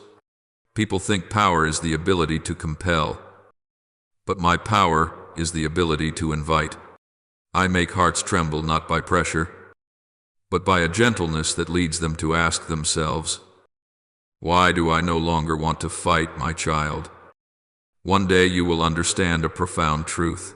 Being loved by you is not the same as being controlled by you. You can build a bridge of patience, but whether people cross or not is their decision. You can answer in peace, but whether they keep peace in their own hearts is up to them. You can forgive, but whether they learn to forgive is their own journey. And precisely in that lack of control, you will discover spiritual maturity. You have let go of trying to do my work for me. You have placed them into my hands, not in resignation, but in trust. My child, I see the pain when those you love reject what is good. I see your tears when they turn away from the miracle you have received. I see your weariness when you must keep being patient, though there is no visible sign of change. But my child, I have never asked you to endure in order to replace me. Your mission is not to break their hardness of heart. Your mission is to keep the door from closing. You are like an open window in a house. You do not drag anyone near. Do not call anyone to come. Do not force anyone to breathe. You simply let me pass through. Let the light come in, so that whoever wants to return will know the way back. Some will return late, very late, when their hair is gray. when their strength is gone, when the paths they chose have worn them down. Some will return early while they are still young, while their hearts are still tender, while pain has not yet hardened into a shell. Some will not return in your lifetime, but your intercession will still open a road in the lives of their children. You are not the one who measures time. I am the one who weighs the seasons. I am never in a hurry because I am never late. And when the appointed time comes, no one will be able to resist. My child, rest. You do not need to be the witness to my perfection. You only need to stand where I have placed you, like a small lamp on a table, not forcing anyone to look, not blaming anyone who turns away, simply burning because I have lit you. Free will is not the failure of a miracle. It is the soil where miracles take root at the right time. When you understand this, you will know that my peace runs deeper than all your expectations. For I do not seek obedience born of fear. I seek hearts that return because of love. My child, there is a confusion that many souls fall into. Once a miracle has come, they imagine that from then on, every day will be full of surprises, every hour radiant, every step wrapped in glory. But I tell you, a miracle is not a giant wave sweeping everything away. It is a small stream that runs steadily, soaking into the soil, changing the color of the roots, feeding the trunk. When I do something beyond what you hoped, I am not leading you into a life that no longer requires patience. I am leading you into a new life that knows how to maintain the flame through daily returns in ordinary hours. Many in your family will tremble at the first moment I open the door, but only those who keep returning to me in the unseen hours will preserve that light. My child, remember the image of a night lamp.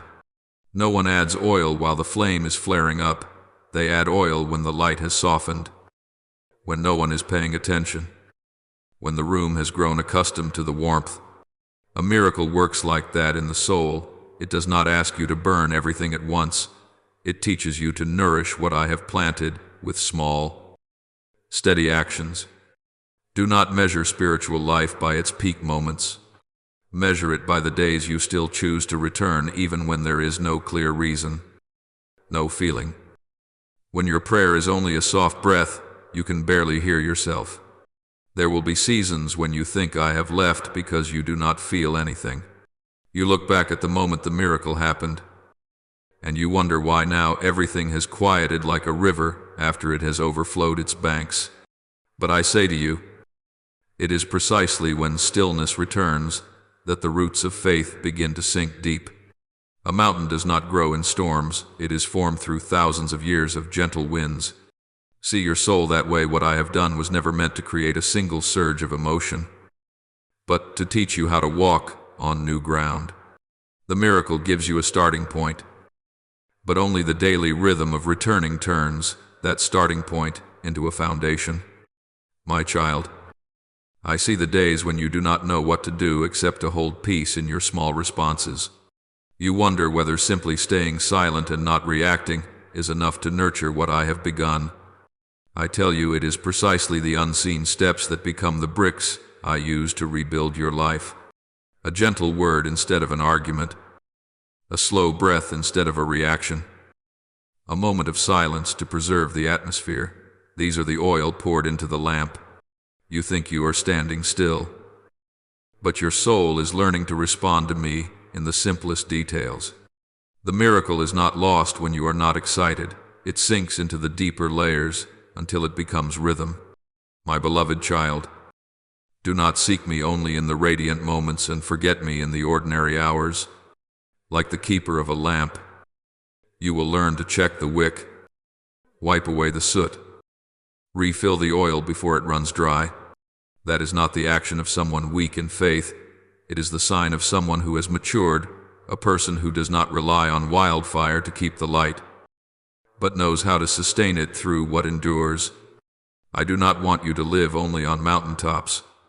I want you to live in faithfulness, because it is that faithfulness which carries the miracle into the next generation, not through grand moments, but through the steady cadence of daily life.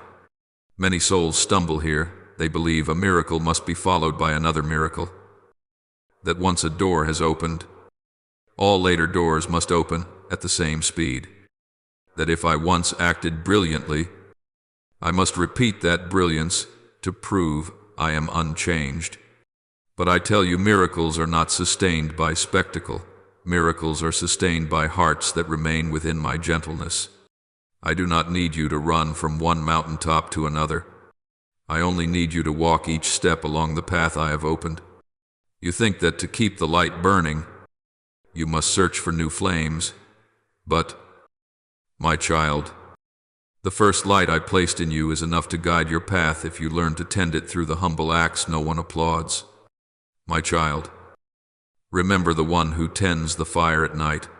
He does not try to make the flame flare every hour. He only adds small branches at the right moment, not too early, lest the fire suffocate, and not too late, lest it consume everything. He does not wait for others to praise him, nor does he narrate what he is doing. The fire in the house is not glory, it is simply what allows the people inside to sleep in peace. I give miracles in the same way. My miracles are not to produce applause, but to keep the soul from freezing. When you begin to understand this, you will step out of the pressure to show what I have done, and step into the rest of one who knows I am still working in quiet. There are days when you feel my presence clearly, like a breeze amid noon heat, and there are days when you feel nothing at all, like a thick night descending without sound. But, my child, do not confuse stillness with absence. The keeper of the fire does not look at the flame and ask, "Why does it not blaze as it did yesterday?" He simply picks up another branch, nudges it among the embers, and trusts that the fire will receive it. In the same way, when you whisper a small prayer at the end of the day, when you choose to step back instead of arguing, when you remain silent to preserve peace in the home, this is you, adding wood to the fire I have lit in you. My child, I know your mind often asks, how do I not lose the miracle? You search for methods, rituals, or spiritual formulas. But I tell you, miracles are not kept by skill, but by openness. I do not need you to reach toward the highest heaven. I only need you not to shut the door. Sometimes the greatest faithfulness lies not in doing more, but in not destroying what I have placed. There are things you do not need to change.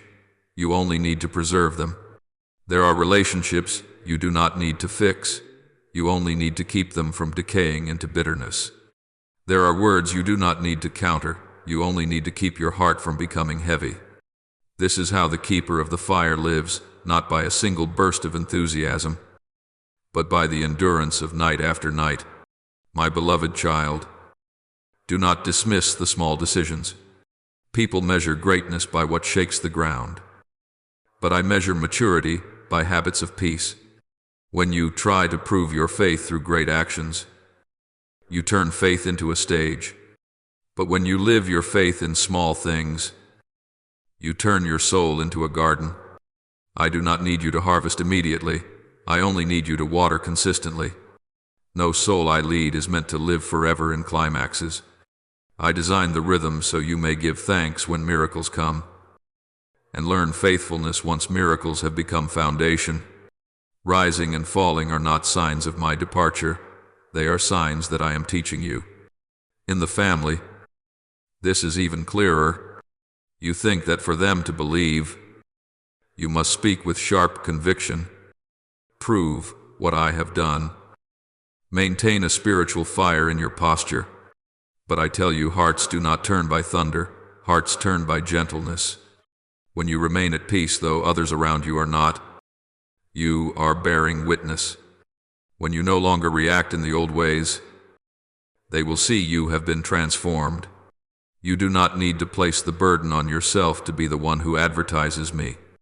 Let me do my work in each of them, and you simply be good soil. Soil does not chase the seed. Soil only opens to hold it. My child, Many times you think I am testing you through silence, but that silence is not an exam. It is the environment in which you learn to trust me beyond the miracle.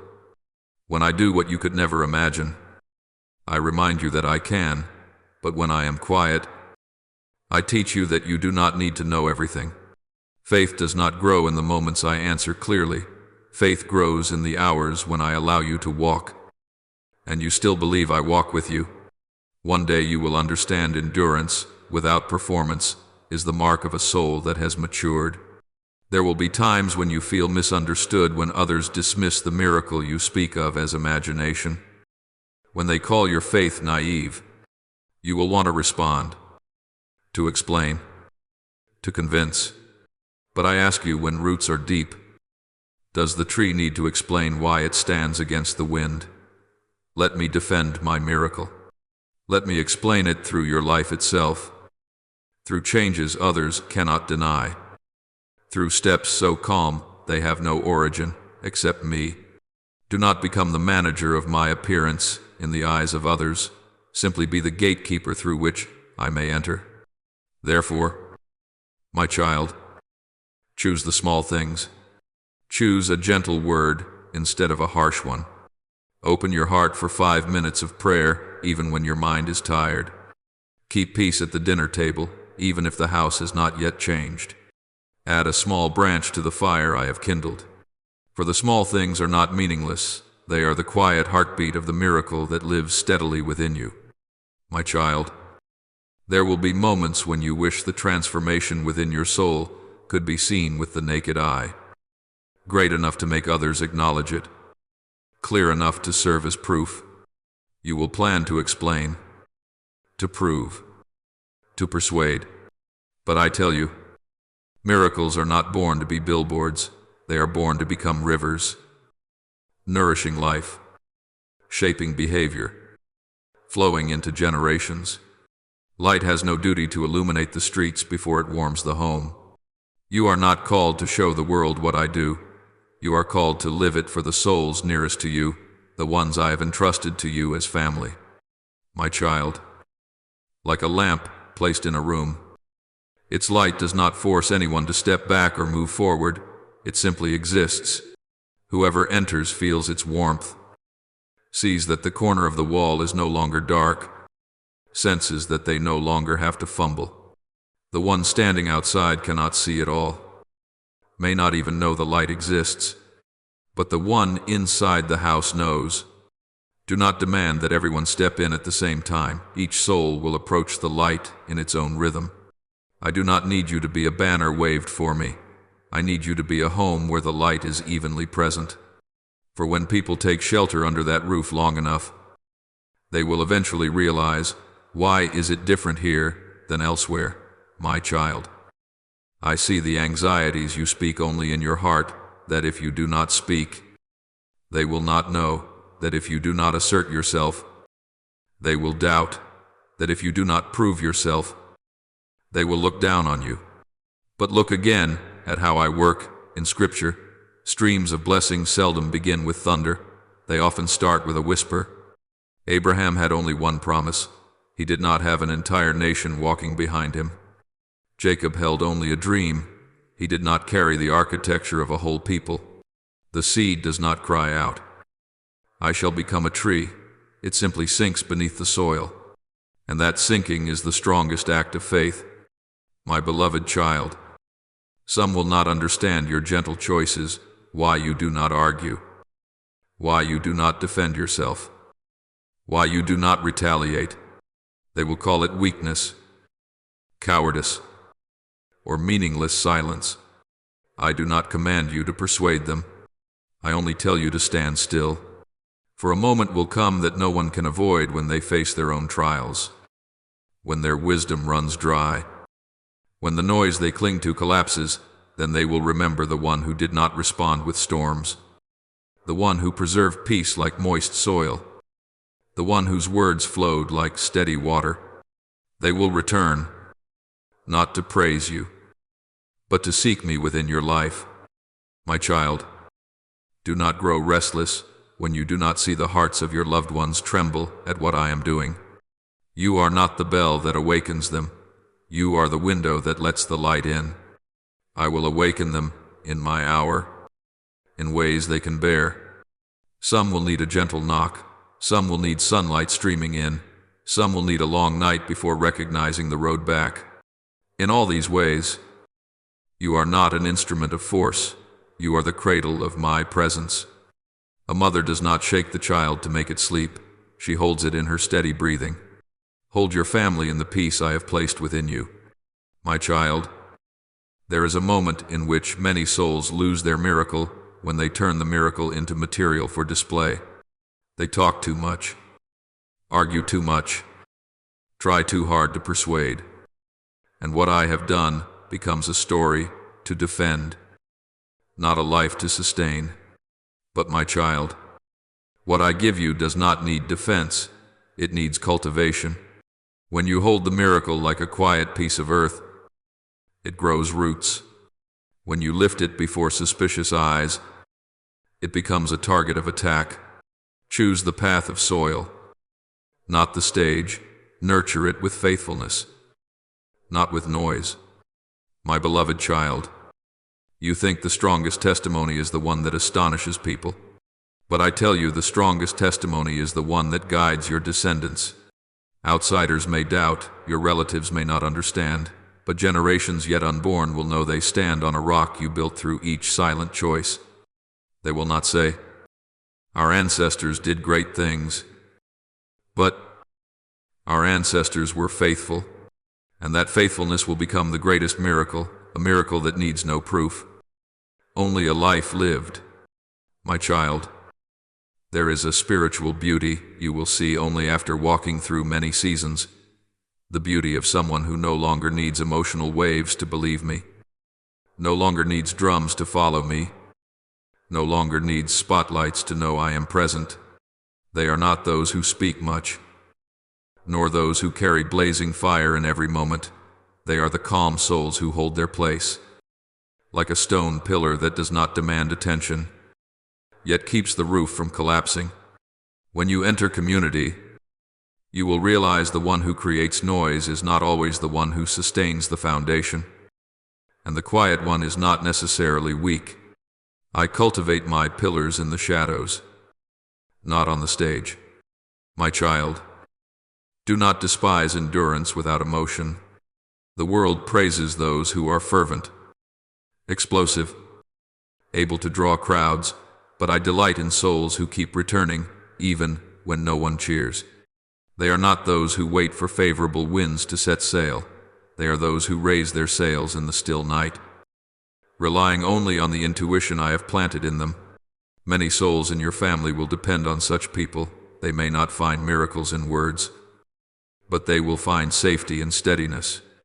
You think they are not strong because they do not display it, but I tell you, true strength often needs no ornament, only the ability to stand.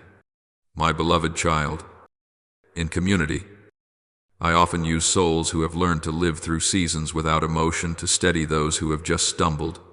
A person curled up in hardship cannot hear fiery sermons. They only seek one who remains peaceful in the storm. The exhausted do not need long explanations. They only need someone who knows how to sit quietly beside them. Do not underestimate the way you preserve peace in silence. That peace is not decoration. It is a roof eave. The one drenched by life will shelter there before they are strong enough to hear any advice. I do not ask you to heal them. I only ask you not to close the door when they knock. My child, when your soul has matured enough to walk without emotion, you will learn a profound lesson. Your endurance will no longer begin for your own sake, but for those around you. Someone will look at how you respond to disappointment and think, if they did not shatter, perhaps I do not need to shatter. Someone will see how you remain gentle when misunderstood, and they will hold back before speaking bitterness to another. They will not know they are learning spiritually. They will only know that your calmness makes them unwilling to strike back. You do not persuade them with words, you persuade them with your unshaken existence. My child, I know you once believed that you matured only for yourself. You endured trials to strengthen your soul, learned faith to overcome storms, practiced returning so you might live in greater peace. But I tell you, there are seasons in which I do these things only to prepare you for others. I deepen the roots of your faith so that when they lose their way, you will not be swept off course. I teach you to walk steadily so that when they tremble, you can hold their hand without wavering. I do not call you to be lightning, I call you to be rock. Lightning draws attention, but the rock endures waves. In community, the steadfast soul is the greatest testimony, not because they know much, but because they do not fall when the wind comes. People will ask, why do they still stand? And your answer will not need many words, because I am the foundation. You do not need to pull them up by your own strength. You only need to let them stand beside you so they may feel the foundation. Many will return to me not because they see miracles, but because they see that you did not collapse. I do not require you to become a spiritual hero. I only ask you to hold the position I have given you, like the stone pillar beneath the roof. Spiritual influence is like a stream running through the forest. It does not hang signs inviting visitors, does not announce its mission, does not force travelers to drink. It simply exists. People come because the water is clear, because the grass along its banks grows greener, because the paths around it are easier to walk than the dry and brittle roads. A soul grounded in me is the same. No explanation is needed. No debate. No attempt to impress. The atmosphere of peace itself is the sign. Those who have yet to find a place to rest will first notice not your words, but the loosened breath they take when they are near you. There are moments when others flare up, argue, or try to assert their influence with strong voices, but you choose silence to preserve peace, not to avoid, but to create room for me to pass through. People often think influence is persuasion, direction, imposition, but influence in me is born of stability. Like an ancient tree standing in the middle of the forest, it does not draw attention with sound or proclamation. Yet everyone knows where it is when they need shelter from rain, a place to lean, or simply a patch of shade. No one needs to ask how it stands, it only needs to stand. Non-reaction to the small collisions of life is not weakness. It is how the soul transmits a message: you are safe here. Those who are not yet strong enough to receive stern instruction may sit beside that silence and slowly steady themselves. No announcement is needed. No guidance required, only the serenity that does not get dragged into the emotional whirlpools of others. That peace is like the first layer of fresh air when the window opens at dawn, not yet full daylight, but enough for the mind to know that the night has passed. Many will not remember the words you speak, but they will remember how it felt to be near you. Less tension, less urgency, less defensiveness. I do not shape influence through prominence, but through environments where the exhausted may rest. When nothing needs to be proven, the soul becomes a trustworthy path. The stream does not teach the thirsty how to drink, it simply remains, and thirst guides the rest. There will be times when you feel as if you did nothing. You did not fight, did not raise your voice, did not correct anyone. Yet it is precisely that open space in which I work. The angry slow themselves when they are not confronted. The panicked lower their tone when they meet no resistance. The doubtful quietly wonder how peace can exist in the midst of a storm. From that question, they begin to seek me, not because they were pressured, but because they saw with their own eyes that no human could sustain such peace. True influence does not ask for applause. It is often confirmed by silent footsteps that draw near. The one who once mocked comes to ask quietly. The one who once judged sits beside you when weary. The one who once dismissed listens now, even if only with their eyes. No one needs to acknowledge it publicly. I do not want you to become the center of attention. I want you to become good soil through which I can germinate life in many hearts. When I place my peace within your life, The goal is not for you to show me, but for you to create conditions for me to reach others. You do not have to take their hands and drag them to me. You only need not erect barriers along their path home. Like the trail beside a stream, the more footsteps tread upon it, the clearer it becomes, not because the stream pulls them, but because the presence of water makes them want to walk there. In that place, influence is not a tool, but the natural outcome of a soul firmly rooted in me. There is a delicate moment in communal life where many souls stumble because they do not know when to stop when they see someone moved by the light. They immediately try to lead, to carry, to pull, to become the compass. They believe that if they do not advise, if they do not provide a roadmap, if they do not stand in the role of guide, the other person will lose their way. But in my reality, you are only the keeper of the lamp, not the one who draws the map. The light you hold is so they may recognize me, not cling to you. When a soul turns its face toward me, your work is no longer yours. It becomes the relationship between me and that soul. A traveler in the night does not need to be carried through every stretch of the road. They only need to know that ahead there is a lamp that will not go out. Sometimes they will stop midway, turn aside, or choose a long detour. The lamp does not walk after them to plead. It remains in its place, for it knows that those who wish to return will find the light still there. Spiritual influence is the same when someone seeks the peace within you. It is not an invitation for you to take control of them. It is a sign that I am stirring a response in their spirit. If you step into the role of the leader, you replace me with good intentions. Many things are lost precisely because good intentions lack patience. Not everyone approaches me at the same pace. Some rush through and then return for reassurance. Some move one careful step at a time. Some retreat 3 times before deciding to take another step forward. It is not your duty to adjust this rhythm.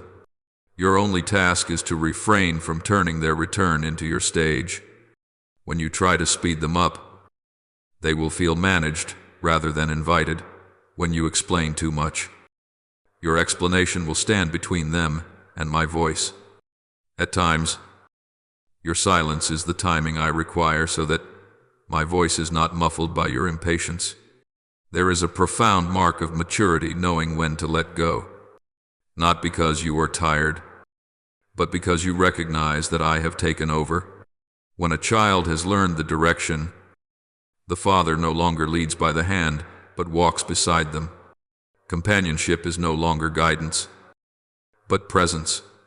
I do not want you to be a spear thrust into their minds. I want you to be a candle by which they see their own path. The spear controls, the candle reveals. That is where I place you. Some souls will return to thank you, believing you pulled them from the brink. But the truth is, you only kept the door open, and I passed through. If you accept that praise, you place yourself in my position, and one day, when they falter, you will be forced to answer in my place. That is a burden you cannot sustain. You are not the Savior.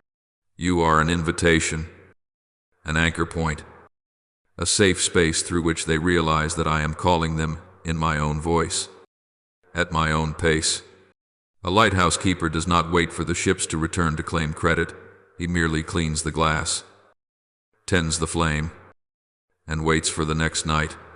When you learn to simply stand without pulling, without pushing, without forcing, you will witness miracles that only those who know how to step back will ever see.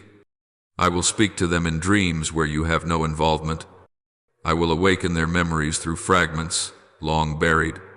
I will soften the hardened soul, not with arguments, but with the breath of stillness. And you will watch them change, not because you reasoned or persuaded, but because I became their point of reference. Then you will no longer need to prove anything. What I do will speak for itself. Do not confuse stepping back with indifference. Stepping back is not abandoning. Stepping back is honoring the sacred space between me and their soul. Do not mistake silence for helplessness. Silence is the most mature form of trust, trusting that I am at work when you do not interfere. And when I am at work, no plan of yours can be better. The keeper of the lamp does not extinguish the flame in order to light it again. They simply shield it from the strong wind. Everything else belongs to the light. None of you know the exact moment a miracle begins, because miracles do not always arrive like a bolt of lightning tearing across the sky.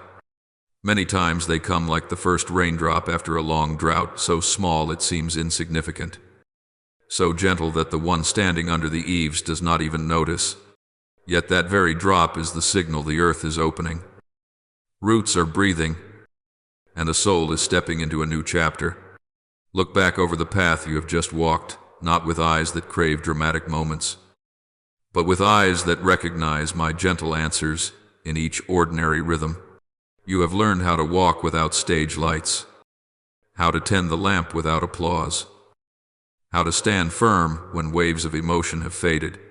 These are not accessories to faith. This is faith grown mature. You are no longer driven by the fear of being forgotten, because you have come to know that silence is not an empty space where I abandon you, but a room I prepare so your soul can hear more clearly. You are no longer confused by slowness, because you now know that what I build for generations cannot be raised in a single night.